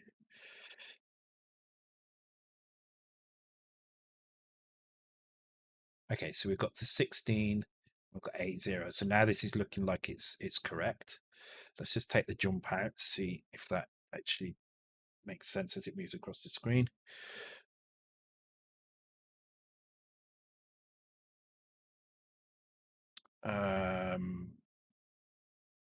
Well, I mean, the first row of pixels definitely looks different, but something weird is going on here. Okay, so now what I want to do is I want to check these actual lengths here. I just want to make sure that these values are correct. So let's put a label in here. I'd kill for a proper debugger. I'd kill for C64 debugger to suddenly get Mega65 support. That would be amazing. Okay, let's run that again. Oh, this is always a tricky bit. The maths bit's really, really tough. Honestly, I'm surprised I've even worked out the first bit. It usually takes me hours to do these things. Okay, so it's just going to have a look in memory at these locations. So actual length starts at 221e. So if I do 221e like this, should get a shitload of fractional values. Okay, so they're all showing as 0 for our fractional values, which is interesting. I wouldn't expect that. And even for our integer values, they're looking wrong. So this is what's wrong. We're just getting the wrong values here. Do you know Matrix? Yeah, I know Matrix mode. It's still not practical enough. I prefer to do it through Mega65. It's just still impractical. So You do reversing cybersecurity? Yes, I do. Yeah, not as much as I'd like to, but I have done a little bit of it now and again. Yeah, um, and it's a lot of fun. I do like messing with assembly. It's a lot of fun.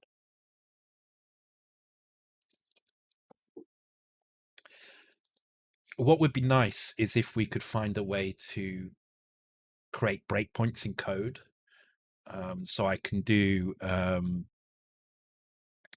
so I can stick a breakpoint in the code or some kind of operation in the code which would pause execution and bring up the debugger, um, bring up matrix mode. If we could do that, that would solve a lot of issues. I don't know how we would do that, but it would definitely make it a lot easier.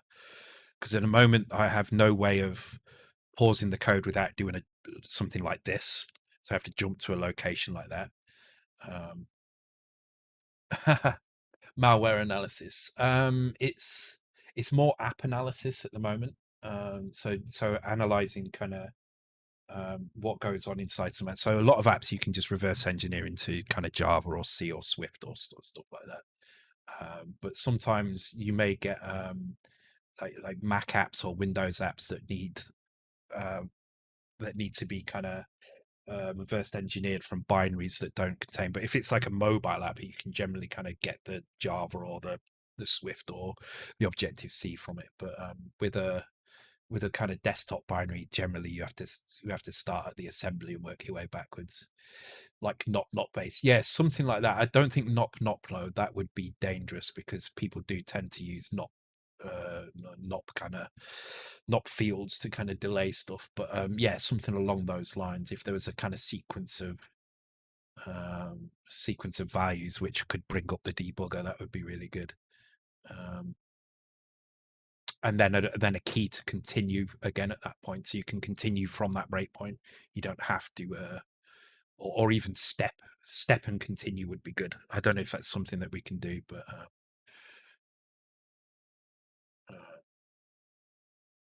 yeah, it'd be good. That would make life a lot easier. I would actually move my Mega65 to on my desk. So at the moment it's kind of under on a shelf, but I would move it in that case. Thank you very much for the follow, Theldevallen and Zebis Naga 3. Welcome to the stream. Anyway, let's continue. So the problem is not these values here, but the fact that we're getting zeros out of these here. So for some reason, these values are showing as zero, and I don't know why. So let's take a look. So if the y is longest, which is not, it's going to be x is longest. So we're coming into here. So in fact, let's just do a little color change here. Where was that D020? There was one in here somewhere. Nope. Nope. It was in here then. All right. Let's just turn these ones off for now.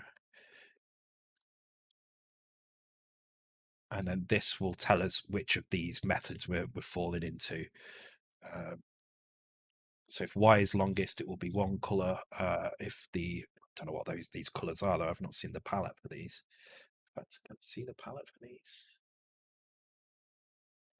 There we go. Okay, so let's do color one. So it'll go gray if the y is the longest. It will go pink if x is the longest. Hopefully it starts with pink and then we know where we are.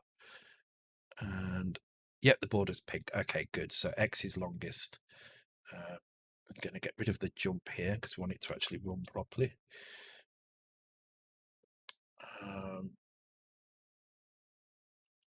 Okay, so we know x is longest, as I suspected. Take them out. Okay, so what is it doing? So it's taking px2, subtracting this, storing it at length right, comma y. Maybe the y is wrong here. It shouldn't be though, right? Because that's this row start here, and that isn't being changed anywhere. Nothing's skipping over this. This is definitely being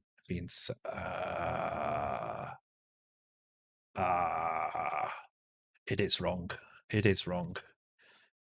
We're loading the start row, not this, which is the actual row. Okay, let's do that.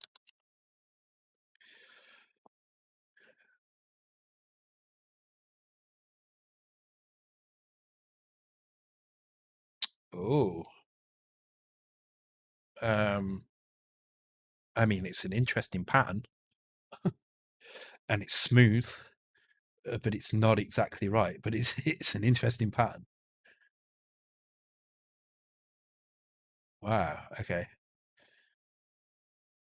It is very nice and curvy. Unfortunately, it's not remotely what it should be drawing. so, so let's just try shifting these again. It's kind of funny actually that it's drawn that like that.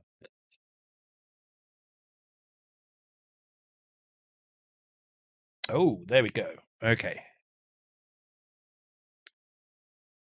How does it look when you move? That's a good point. I want to go back and have a look at that.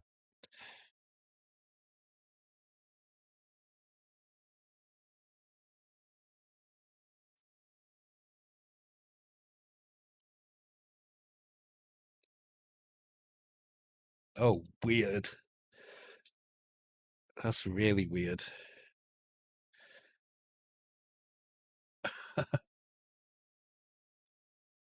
It's an interesting effect, yeah. Okay, so the problem, whoops, the problem is these values here. It was to do with the exponent, these values, so we just need to make sure they're the right kind of right scale. So this has now got the right scale, and now we have something which is actually reading the correct step length across these. Oh, I need to get rid of the jump. Which actually hasn't made the huge difference I was hoping it would make, but then I guess the step length is not hugely different. So you can see there. Oh, you can't because the race is in the way. Let me. But it definitely looks different. I think with the offsets we might be all right here. Let's see what happens as we rotate around. So you can see that as we rotate around, the lines start lining up in certain areas. There you go. Look at that. They're lined up, but they're staggered incorrectly. And this is where the offsets will help. So we're definitely getting to the point where the lines are starting to look in some angles correct. But it does have to be a very specific angle at the moment. But this is a good sign. It's a good sign that we're on the right path.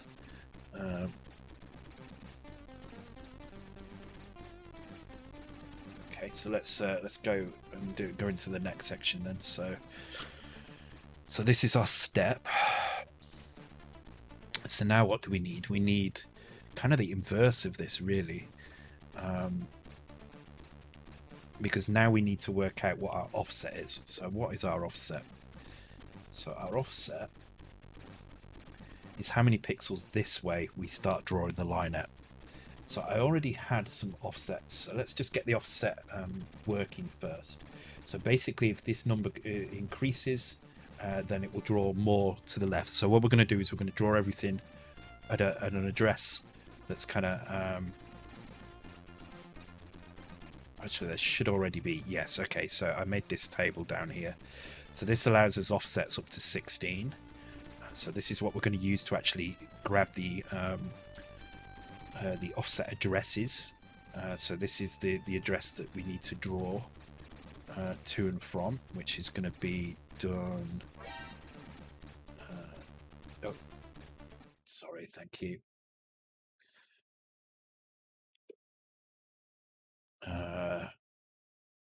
So where is the start? Okay, this is the destiny. So it's this bit here that we need to change. So in this case, we would need to... Let's just indent this so I know that this is what I'm messing with, so I don't get lost in it. So what we're going to add here, we're going to add our offset low. So this is an offset table which is going to work out where the offset for this particular row would be in terms of memory location.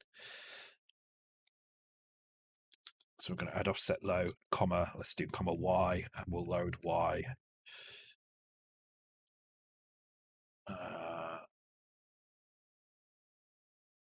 That row, comma x. So hang on, where's our row? We've not got the row here, so... Oh, hang on. Oh, it's already in X. Okay, so So this would be M7 row offsets, comma X. And then we need to add that to here and here. So if I don't do anything, what we should see is that the whole screen is shifted over by 16 pixels.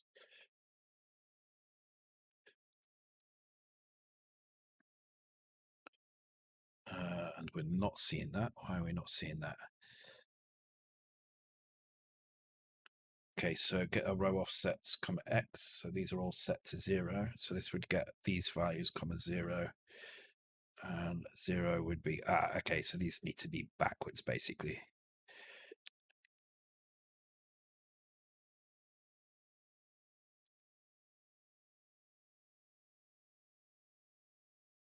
So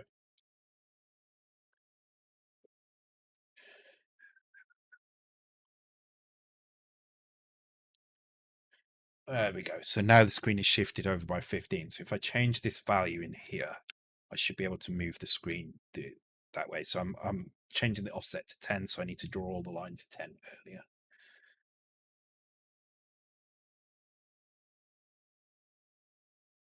Yeah, that works. And if I just change this to something like that, we should see lines being drawn at different angles as we go down the screen. Cool. So we can change the start position of any line very easily by changing the value in this table. Okay, so let's work out what that value needs to be. So that value is this offset here. So it's how many pixels this way do we shift things? And we get that by taking, let's have a look. So this is our offset. Let's call it just off. And that equals our buffer length. So let's take a look at the second line down. So we're taking a look at let's move everything over. Take a look at this line here. So our buffer length is 3. So buffer length 3. And we subtract our actual length, which is 2, which gives us 1. And we divide that by 2, which gives us a half. And we multiply that by our segment length, and our segment length is 6, which is gives us a value of 3, and that becomes our offset. Okay, so can we use the values we've already got to do this?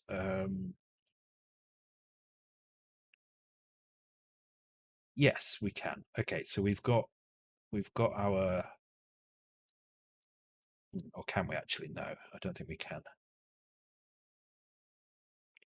It's all right. Multiplication is pretty quick, but problem is we don't have the segment length. We have the inverse segment length, which is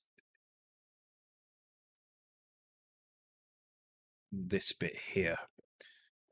Where is it? This bit here. It's our inverse segment length. So we'd actually need to invert this value. So I think what I'm going to do instead,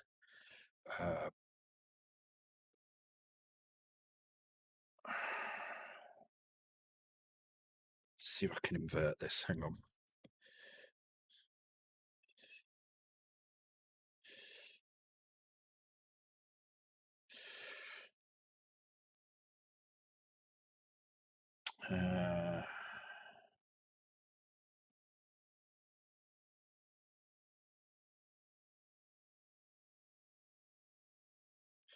Just trying to think of the proper way to do this so that it will work with the inverted values. So if I've got an inverted value, which I have here, so let's say this is so what I want is a value a times x, right?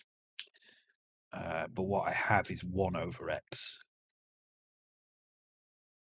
So what is the same? So would it be divided by 1 over x, right? Yes, that's the same. Okay, so because if you take 1 and divide it by half, you get 2, which means you're actually doing ax. So yeah, okay, so I need to divide a value by this. Okay, cool, that's easy. So I'm going to store this also at these values here, D774. So I'm going to do the same as we do with the fractional here, but we're going to use the lower bytes. So D774 and D775. And then the calculation we need to do is I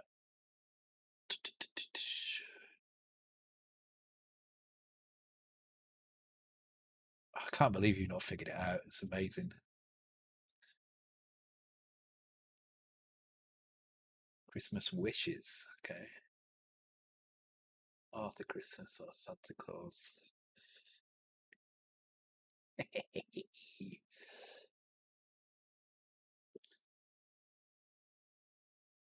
Ah, yes. Home Alone was the one that was already discovered. Home Alone was one you had already had before. It was in the database before the series, so I added it to the series. Vodka anyway.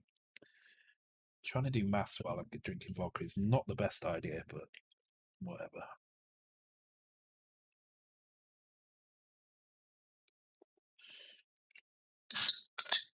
Yeah, it's in the series now. Yeah.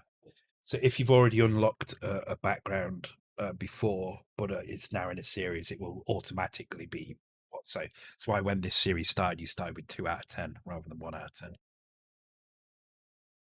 Oh, you hadn't logged it at all. Okay, cool. Well, yeah, I mean, it was definitely there. That's cool. Okay, so what do we want? We're trying to work out the offset. So offset equals the. Oh my God, what is this? Goes very out of tune there.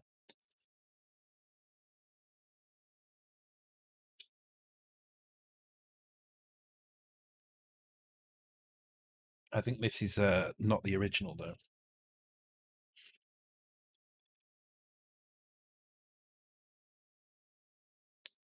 Okay, so we want the buffer length.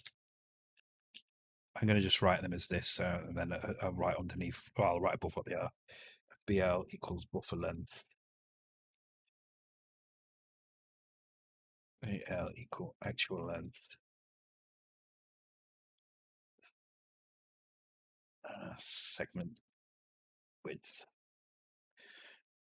So we need BL minus AL over 2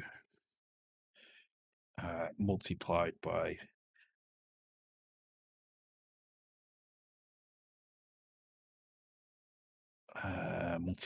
segment width. But all we have is 1 over segment width, right? So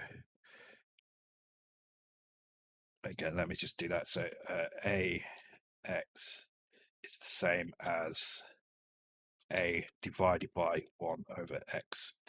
Okay, so that actually becomes segment width and segment step equals SS. So SS equals 1 over SW. Okay, so let's do the equation here so it makes sense. So this becomes exactly the same on this side, minus AR divided by 2. Now we can do all this just with bit shifting. That's nice and easy. A bit shifting and a subtraction. And then this bit here needs to now be divided by SS. Okay.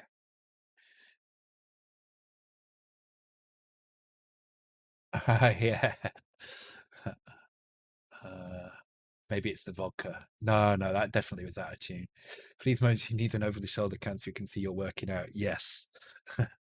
I tend to write it all in the code as well. That's the kind of crazy things. Okay, so let's work out this section first. So let's do BL minus AL. Let's write what we're actually doing at the top so it makes sense. So what we're doing, we are account offset. Okay, so start with the BL minus AL. So that's nice and easy. We've already got the buffer length. We stored that way up here somewhere. Buffer length. Here we go.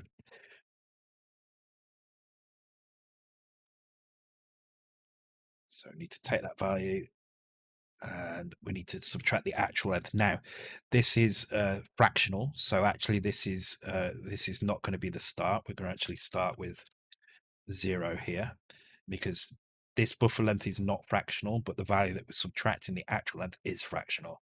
So we just need to put a dot 0.00 on it, which is what this is here. So then we need to subtract actual length frac comma y. Is it comma y? No, it's comma x. So that gives us our fractional value. So we'll store that D770. And then we need to take the LSB and subtract the LSB of this. Store that D771. And then the MSB, store that here at D772. Okay, so now we have BL minus AL in these locations, but now we need to divide it by 2. So easiest way to do that is to start by shifting this value. Actually, we divided by 2, so we need to start at the end here. So we need to roll, no, shift this value. So we can do that before we store it. So let's shift this to the right and then store it. Now the carry will be set if that is overflown. So now we can just roll the value in D771, which will roll the carry into it, and roll the value in D770. So now this contains BL minus AL divided by 2. And then all we need to do is just put a 0 in the upper byte, which is D773. And let's work out our second part now. So now we need to divide by SS. Which is already in the math unit B. Because we did that here, we stored it here, D074, D075. So we do have fraction in the lower bit, integer in the top bit, same on this side here. So everything matches up, but we do need to store the 0 in. What's that? No, copy, god damn you. Oh, God. There we go. In 5 and 6. Okay. So I'm actually just going to put that there. It doesn't seem to make any sense, but that's exactly what we're seeing here. And our result should come out the other side here now, which should be our row offset. So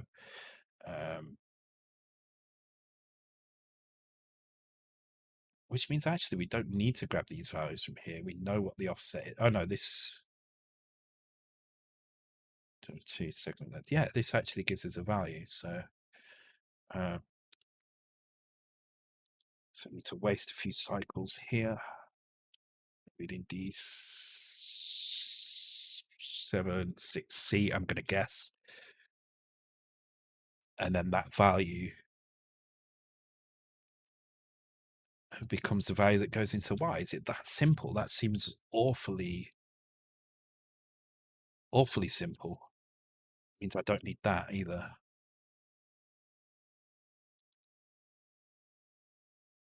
Let's see what happens when I run it. I'm not sure what it's going to do, but we will take a look.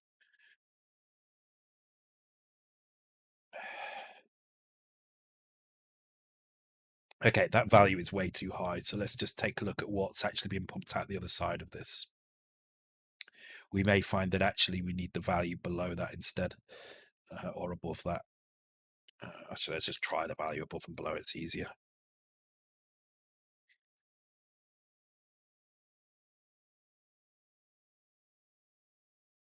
Oh, okay. That's it's kind of almost there, but there's something not quite right. Oh no, it's not, because if you look, the offset on the left hand side of the screen is 0. It's always 0, so that's wrong.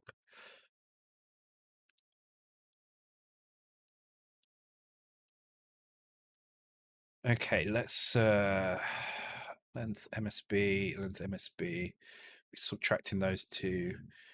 dividing by 2 here. No, we're not. We're doing 2 different things here. Okay. Oh, can't believe no one spotted that. That would have been that was probably a 10-pointer, that one.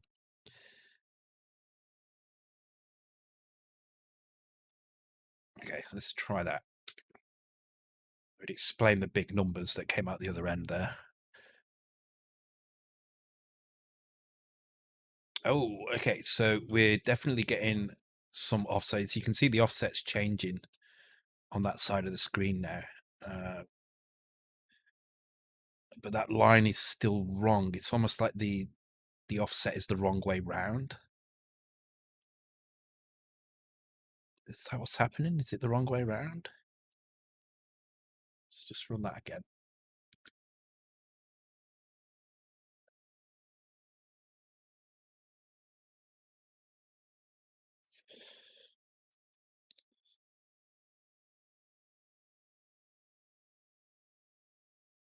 Just trying to think what would happen if I reverse those offset.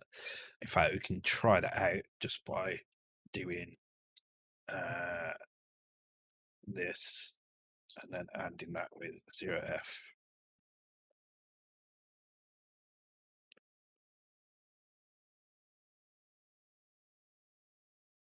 Oh no, that's all over the show, isn't it? All right.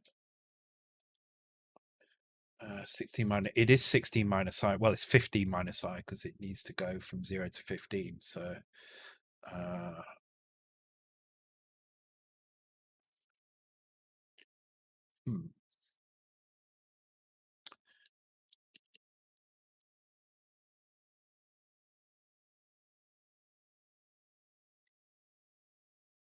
I think what that might be now. We're definitely on the right path, though. Things are definitely, you can see that things are being adjusted, but the wrong way round, though. That's it. Well, let's change it. Let's change the offset. Let's take the 15 minus I out and see if that changes things. I mean, it shouldn't be. It should be right, but I just want to see what happens when I do this now. Although it's probably going to be the same as me negating it anyway, so.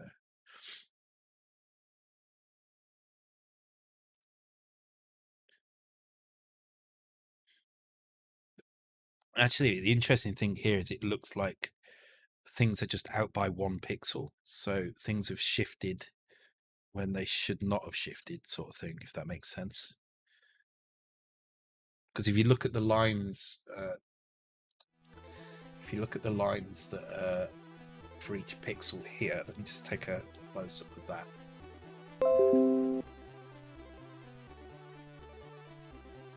You can see that there is definitely some kind of 1 pixel wide error here. So if you look at the actual pixel lines, if you follow the line where the pixels change, they're in straight lines. They do kind of line up, but it's like the segments themselves are out by a little bit.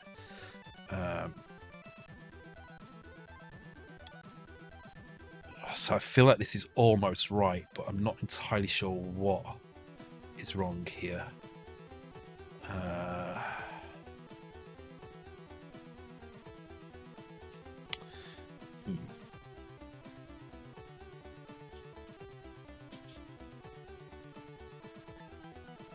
You need a scaler. What do you mean?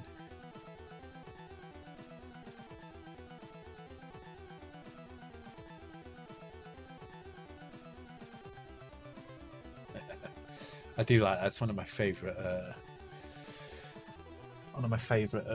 bot commands. That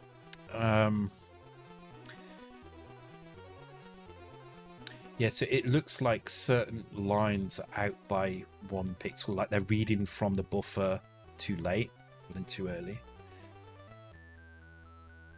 Yeah, borders there are going to draw off if they're not forced into position.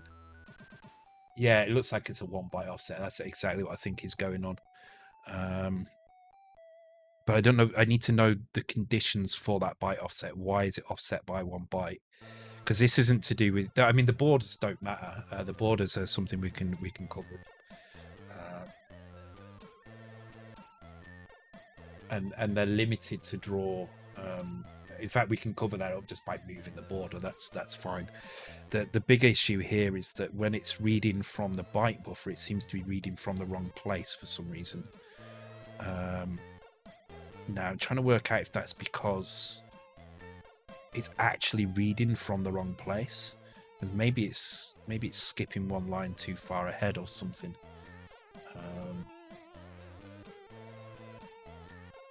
Think about this, but that definitely looks close to correct. And even as I turn, look, the pixels, they're still retaining that kind of 1 pixel out kind of thing. So I feel like this is on the right lines. So the reason why this is a reverse understanding of this border looks okay. Yeah, and it'll be weird when we go this way around, because yeah, I thought so. I knew it was going to do that, because now it's drawing the other way and the offsets are just wrong at this point, but that's fine. We can come and fix them at a later date. For now, we just need to get this direction working properly. Subtract your buffer from the x and y percent, try multiplying position to this. The problem is we don't have fractional DMA for particular operations like line to buffer drawing. So that's why this is. I mean, if it was that simple, then we would have this kind of level of quality very easily. But because we don't have that ability to kind of use fractional positions and divide things into into that kind of sub integer format, into like floating point format, then we can't do what you would normally do to get these things to work. We're having to use lots and lots of tricks, which is what these offsets are about.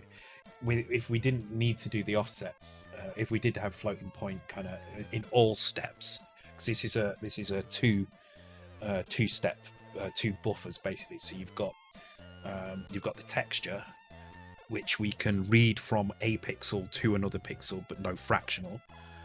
But we can move along that line fractionally, and we can start in the minor axis fractionally, but not in the major axis. And then we read individual pixels to a buffer. So now the buffer just contains a single linear memory kind of section of pixels, which we can then read. We can move through that fractionally, but again, we can't start in a fractional location. We have to start dead on the beginning of 1 pixel, but we can move fractionally through that. But then likewise, when we're drawing that to the screen, we can't draw that line fractionally. That has to be drawn 1 pixel at a time as we go across. So there's lots of kind of points where floating point values, or even fixed point values in this case, can't really do anything. So yeah, that's what we're trying to do here, but it's not working. That's exactly what we're doing here. We're using the inverse. It's just off by a little bit, and I'm just trying to figure out why it's off by a little bit. So I'm not entirely sure.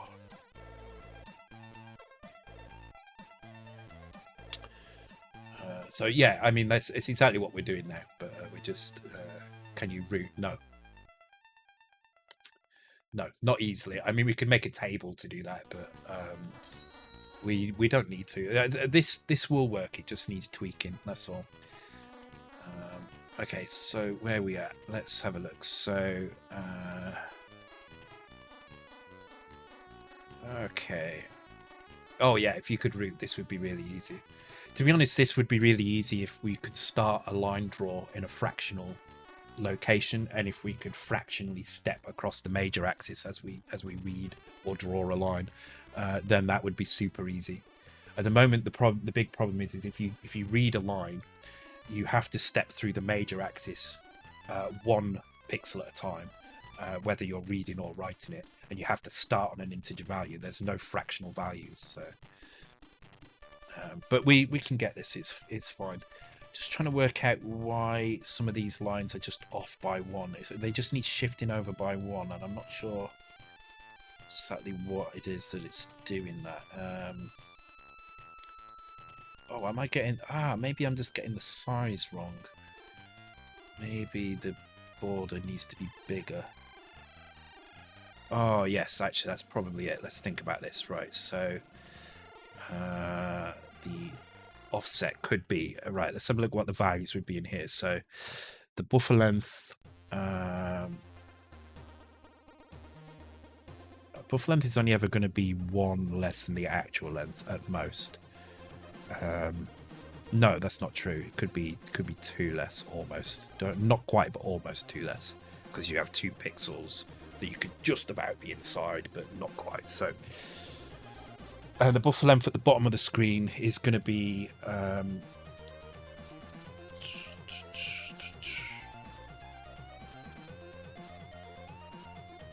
divided by the segment step. Okay, so the segment step is not the buffer length, not the actual length. It's okay, screen width. Okay, so switching by left curve, reverse step right. Yeah, I mean that would just take too much time to do. That would take way too much time to do. You've got to remember this is all being done using a character set. This is just a font. This is not a bitmap. This is just a font. So even if we start doing kind of crazy stuff like that, we would still have to calculate screen addresses for various things, like pixel addresses for things, and that would just get super complicated and end up being too costly for us to really benefit from it. So this is close. This really is close. It's just that the offset is slightly miscalculated, and I think it's miscalculated because at the moment I've been assuming that the offset is going to fit into this 0 to 15 value, and I don't think it does. I think it's bigger than that.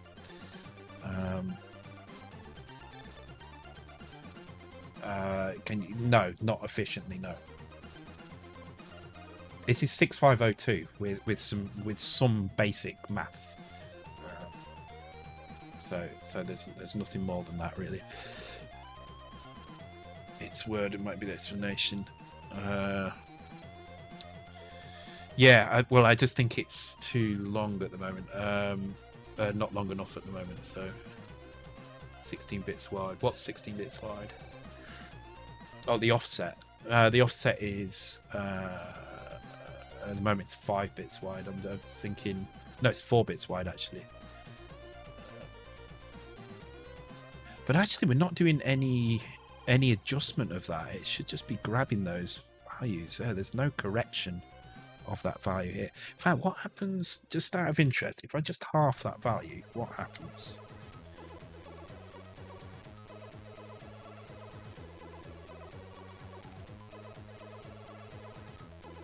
Okay, so it doesn't really change anything.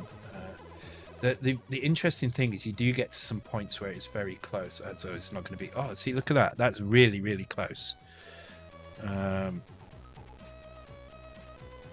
you see, it's only when it approaches the camera that it gets worse, and that's because the segment width at the bottom is a lot wider than it is at the top. So our margin, our kind of error margins become amplified as we move down the screen. So.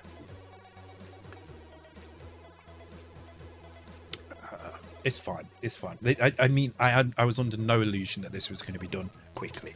I always knew this was going to be a relatively slow, tedious process that needed some work to get it just right. So I'm just going to up the width of that to give me a bit more room and see if that makes any difference. I don't think it will though. No, see, it's exactly the same, and in fact, our offset widths are kind of pretty much the same. So it looks like actually, rather than things being moved further across the screen, it's that some things need to be pulled back a little bit instead. I think that is the problem here. So let me think.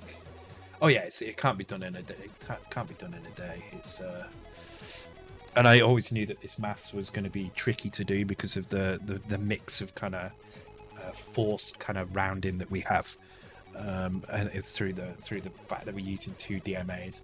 So the whole problem with this is that we've had to use a second buffer, to an intermediary buffer to copy the text to, so that we can then get it to the screen with scaling. Because without that, we can't scale it, and we would just end up with a triangle of the map basically, without any scaling. So that's the problem, is that we're having to copy something to a buffer first. We lose some precision there, And then we have to copy from the buffer to the screen where we lose even more precision again. So that's compounding into this issue that as you approach the camera, the precision goes way off and we lose some of it. So we're just trying to find ways to carry that precision through to the final render, final screen render.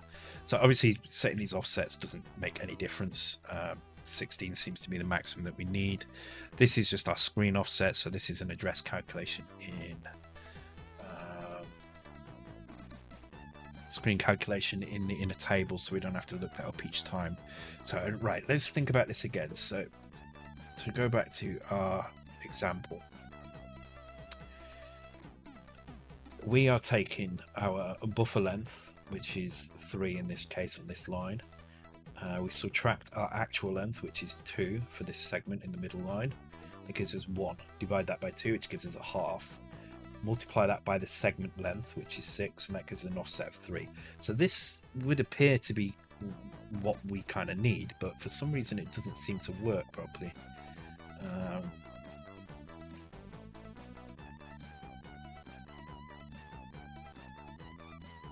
Okay, let's look at the bottom one again. So the bottom one has a segment length of 1.5.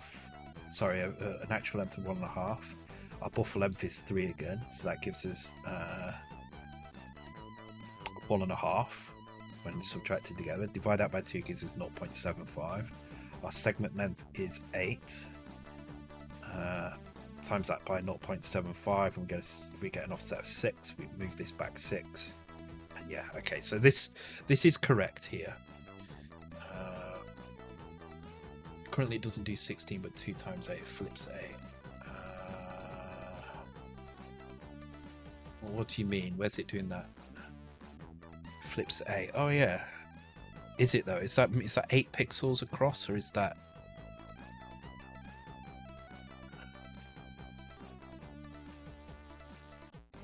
I need to zoom in on that, don't I?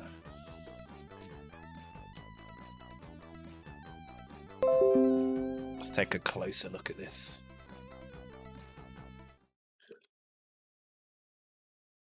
Oh god, that filtering is terrible in this thing. Okay. 2, 3, 4, 5, 6, 7, 8, 10.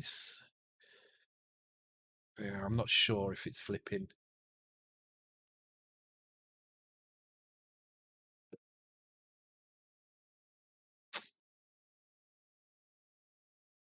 So the value out of this side seems to be right because the staggering of the offsets looks correct. Interestingly, I would have thought the offsets would have been the other way round. So I was kind of expecting them to be this basically. But when I do it this way round, they seem to not look right. They're wrong even further. But this is what I would have expected them to be. But now the angles look completely wrong here. In fact, this probably needs to be that rather than neg.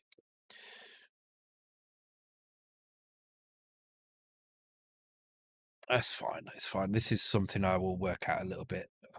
See, that's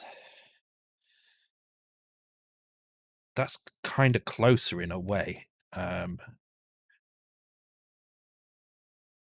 then it goes kind of weird when you move around. So I wonder.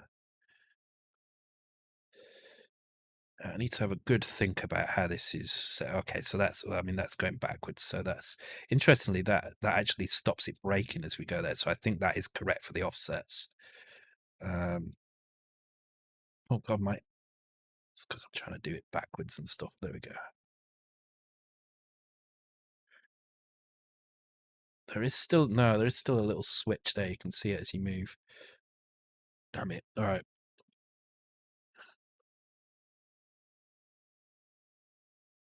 Oh, sorry. God damn it. Forgetting about it. But yeah, it's still not quite right. I need to have a think. I think the maths is solid, but I think there's still some precision missing that I need to carry over that I'm currently not. So just to run that again. So this is with the offsets inverted, which I've done in code. But you can see how. Oh, wait a minute.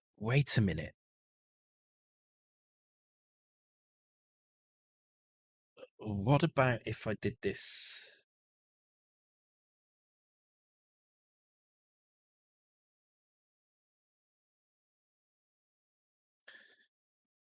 Because now it just looks like they need.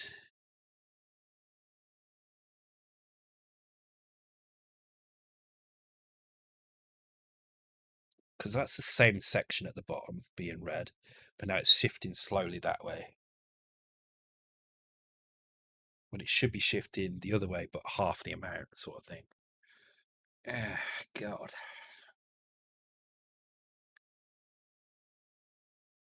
Because that makes it seem like if I didn't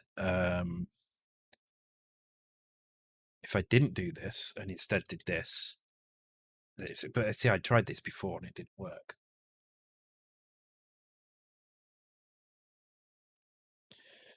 Yeah, see, it goes weird there.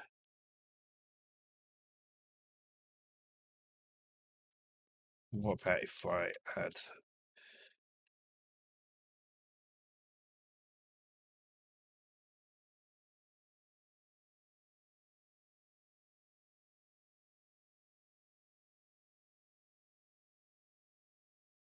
No, okay.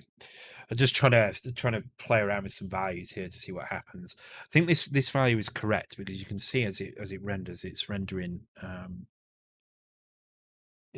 down the screen consistently with the offsets kind of in a weird place. What have I done wrong there? Why is that value? That value looks weird for some reason. Oh no, this is back where we were, wasn't it? All right. Okay.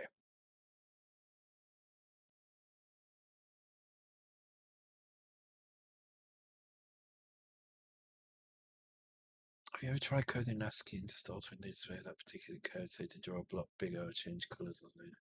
Try to subtract. What do you mean subtract 2 bytes? That doesn't make any sense. Subtract what 2 bytes?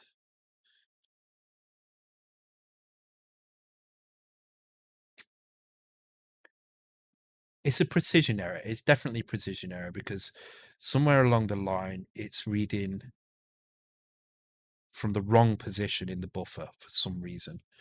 So I need to take a look at what is going on. Something it's getting the buffer lengths right, but it seems to be, or is it getting the buffer lengths right? Maybe this is the problem. Maybe it's not the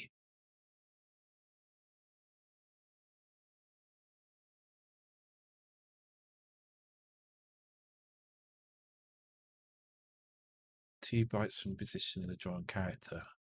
What drawn character? I don't know what you're on about.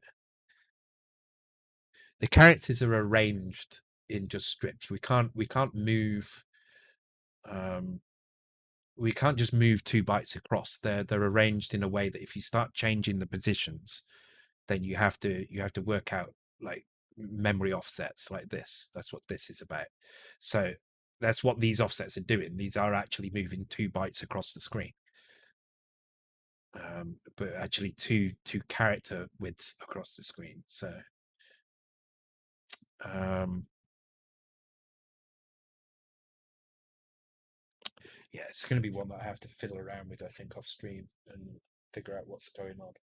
It's so close though that the offsets are just not quite there. Um,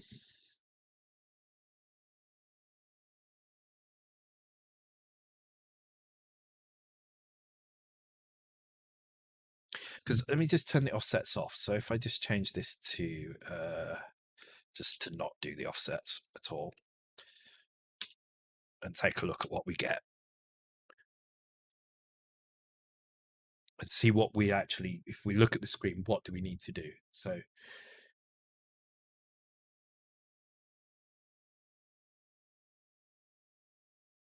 yeah, so at the moment, if you look at the lines of pixels, so when I say pixels, I mean pixels on the texture. They're not lined up like you would think they would line up. They're kind of they're tilting slowly to one side. You look at the lines there. Actually, they're not. Uh, huh. they're tilted to one side, and then over the other side of the screen, they almost kind of line up a little bit. So there's something not quite about quite right about the maths here.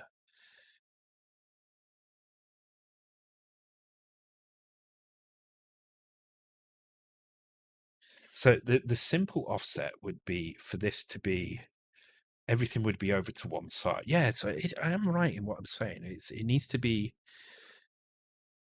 over to one side. So let me just take a section at the bottom of this. Let's take this section.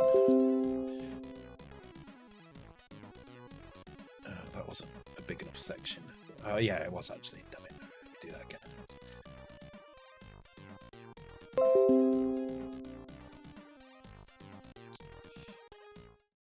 Okay, and then if we just put this into asset price, if I just... Okay, so what do we actually need to do? We need to take each row and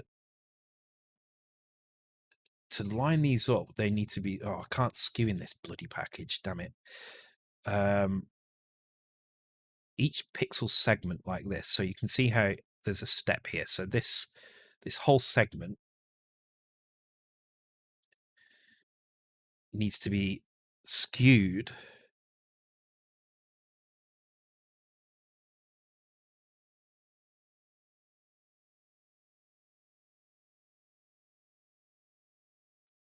yeah, I'm gonna have to think about this off stream, I think. It's gonna be a fun one though, that's for sure. But it means we'll hopefully have something really good soon. But if we compare the current to the old, we can see there is definitely a change in there. And if I put the offsets back in, thank you for the follow, Havana Club US.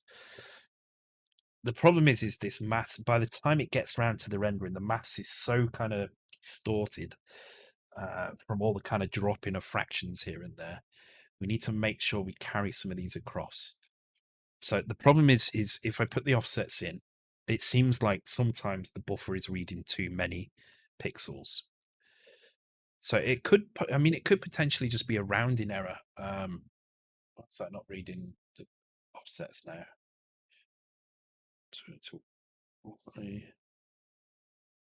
Why is that not reading anything there?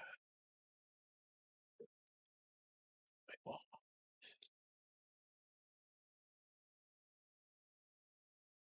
Ah, I wonder if it is. Look, old one isn't jumping. What do you mean old one isn't jumping?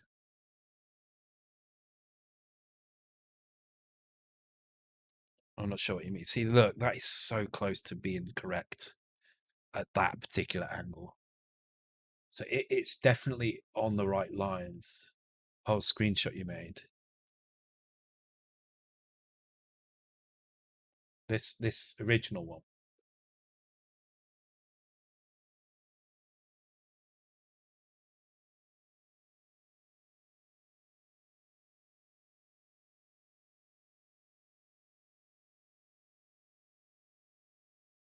Yeah. Ah, man. Not compared to the current. It's going to be a fun one, this. I can see this taking a while. Oh, raid. Edston, hey. You got those offset lines already. Yeah. Hey, Edston, welcome to the stream. Hope you're doing well. Welcome everyone that's come along with Edston. What have you been doing tonight? Have you been tinkering with? I'm driving myself mad over the maths for this at the moment. Thank you for the follow as well. Oh, Summers 99, Summers 99, and Aha. Welcome to the stream. Hope you're doing well. Hope you're having a great Tuesday or early Wednesday now. Actually, even without those fine X adjustments, you got these offset lines already. Okay. Yeah, thank you for the raid, Eston. Welcome. How you doing well? What have you been tinkering with tonight? Yeah, so comparing those two, they're actually very similar, right? So, but I haven't got the fine X adjustments in here at the moment. I don't know why they're not going in. They should be. It's weird. Offset's definitely in there. I'm thinking it's something. I'm making a calculation a little bit wrong. No, they're not similar. Why are they not similar? They look very similar to me. What am I seeing? Oh, yeah, actually, the bottom is different, isn't it? And there is some errors. So if you look, there's like a thin bar of yellow. So yeah, uh, some stuff is different. Uh, and actually, into the distance, they look better and better. Yeah, the offset lines are there. Uh, Let me just switch over to that camera. Makes it easy to see. Oh yeah, but why are they offset? I mean, hang on, what is going on here? But the error is there. Yeah, it's trying to do mode 7 in a 8-bit system. It's a lot of fun. The annoying thing is we've got I had the JavaScript one working in no time. You know, this is oops, this one is nice and smooth and kind of works perfectly. But trying to translate this into assembly on an 8-bit machine that's really not meant to do. That's what was the problem. Okay, so if fine correction X was working, but the error is here. Okay, so the fine correction I had was correct. All right, let me just put that back again. So yeah, because I mean it must be correct. Because look at that. When I'm at that angle, that line in that direction, in the kind of left direction looks absolutely spot on. But for some reason, these offsets don't seem to be working. I'm not seeing the actual draw across the screen here for some weird reason. Ah, because I'm loading that. Let's get rid of that. It shouldn't be that. That's why. There we go. Right.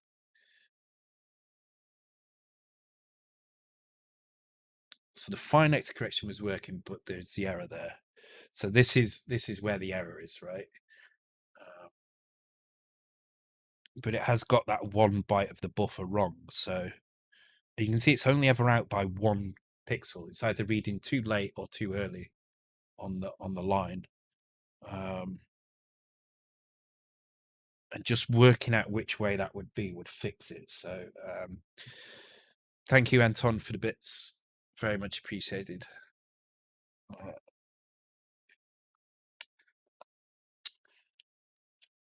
yeah.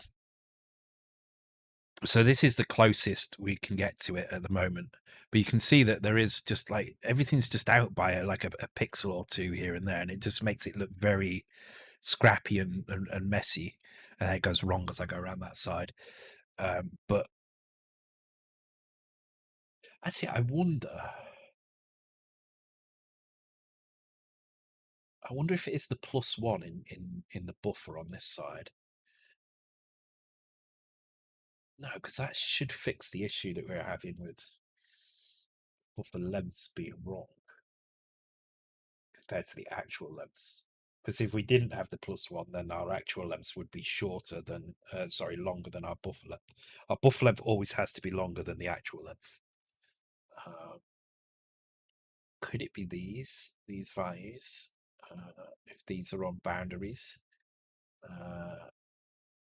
let's just turn that off for a minute. It could be the boundary conditions that are screwing it up here. I mean, I wouldn't have thought so because I would expect almost none of the lines to be. I mean, if you just randomly draw 2 points across the screen, you've got like a 1 in 65,000 chance. Yeah, I didn't think so.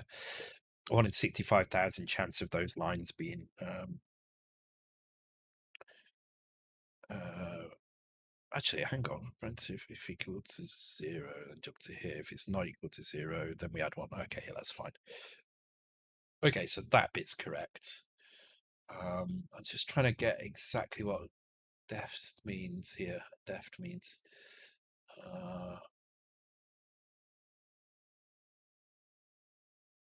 because if you take the very bottom segment there, if you take so there's a segment of yellow at the bottom. if you take the segment just above that and shift that over by one, kind of expand it. Oh god, trust the quiz to come up now. Hang on. There we go. If you move that over by one expanded pixel width, then that would fit perfectly in there, right? In fact, I can prove that if I put it into. In fact, I think I've already got it in Asset Bright. No, I don't. All right, let me just take a quick screenshot of that. See what I mean, right? So we take this segment.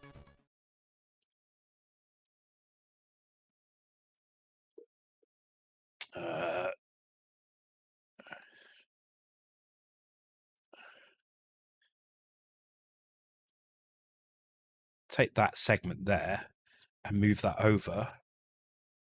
It fits perfectly like that, right? It fits neatly in this line because we've moved exactly one width across. Same with the other segment up here that's broken. So anytime there's a broken segment, it's out by one width on the buffer. It's actually 16 pixels out by the looks of things. Oh no, not quite because it's there. But if you move the fine adjustment again, there still is an error compared to the screenshot you made. Some verticals lines are horizontally offset. Okay, so the error. I see what you're saying. Okay, so let's take those out. So if I just remove these completely here, so we've got no offset at all. Let's go back to this view here.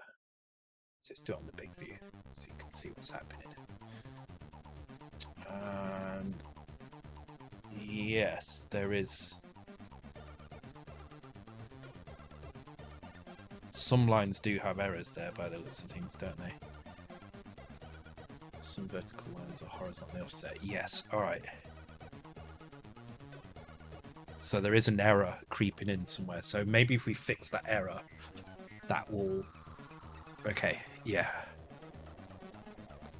Okay. Well, I'm gonna have to stop now anyway because it's getting quite late. But I will have a think about this. This isn't going to be an easy one to get right. I knew this was going to take some time to do. But yeah, I think Defty's right there. If we can get those back in line, so if we can correct this before we do the offset, then the offset might work properly. So I think it is probably just to do with the fetch itself at this point. Shame I don't have a way of debugging the fetch directly. Like if I could draw it to a texture and then see that, then yeah, I think you're right. I think you're right, Deft. I think you're right. There is definitely an error there. So I mean, I can see it. Let me just take a screenshot so I can kind of point the cursor at it. I've got so many screenshots taken now. It's crazy, right? So you can see here this green bit sticking out here. This is obviously something's gone wrong here, and it should kind of be attached to this. But this whole line seems to be shifted over by 1 pixel.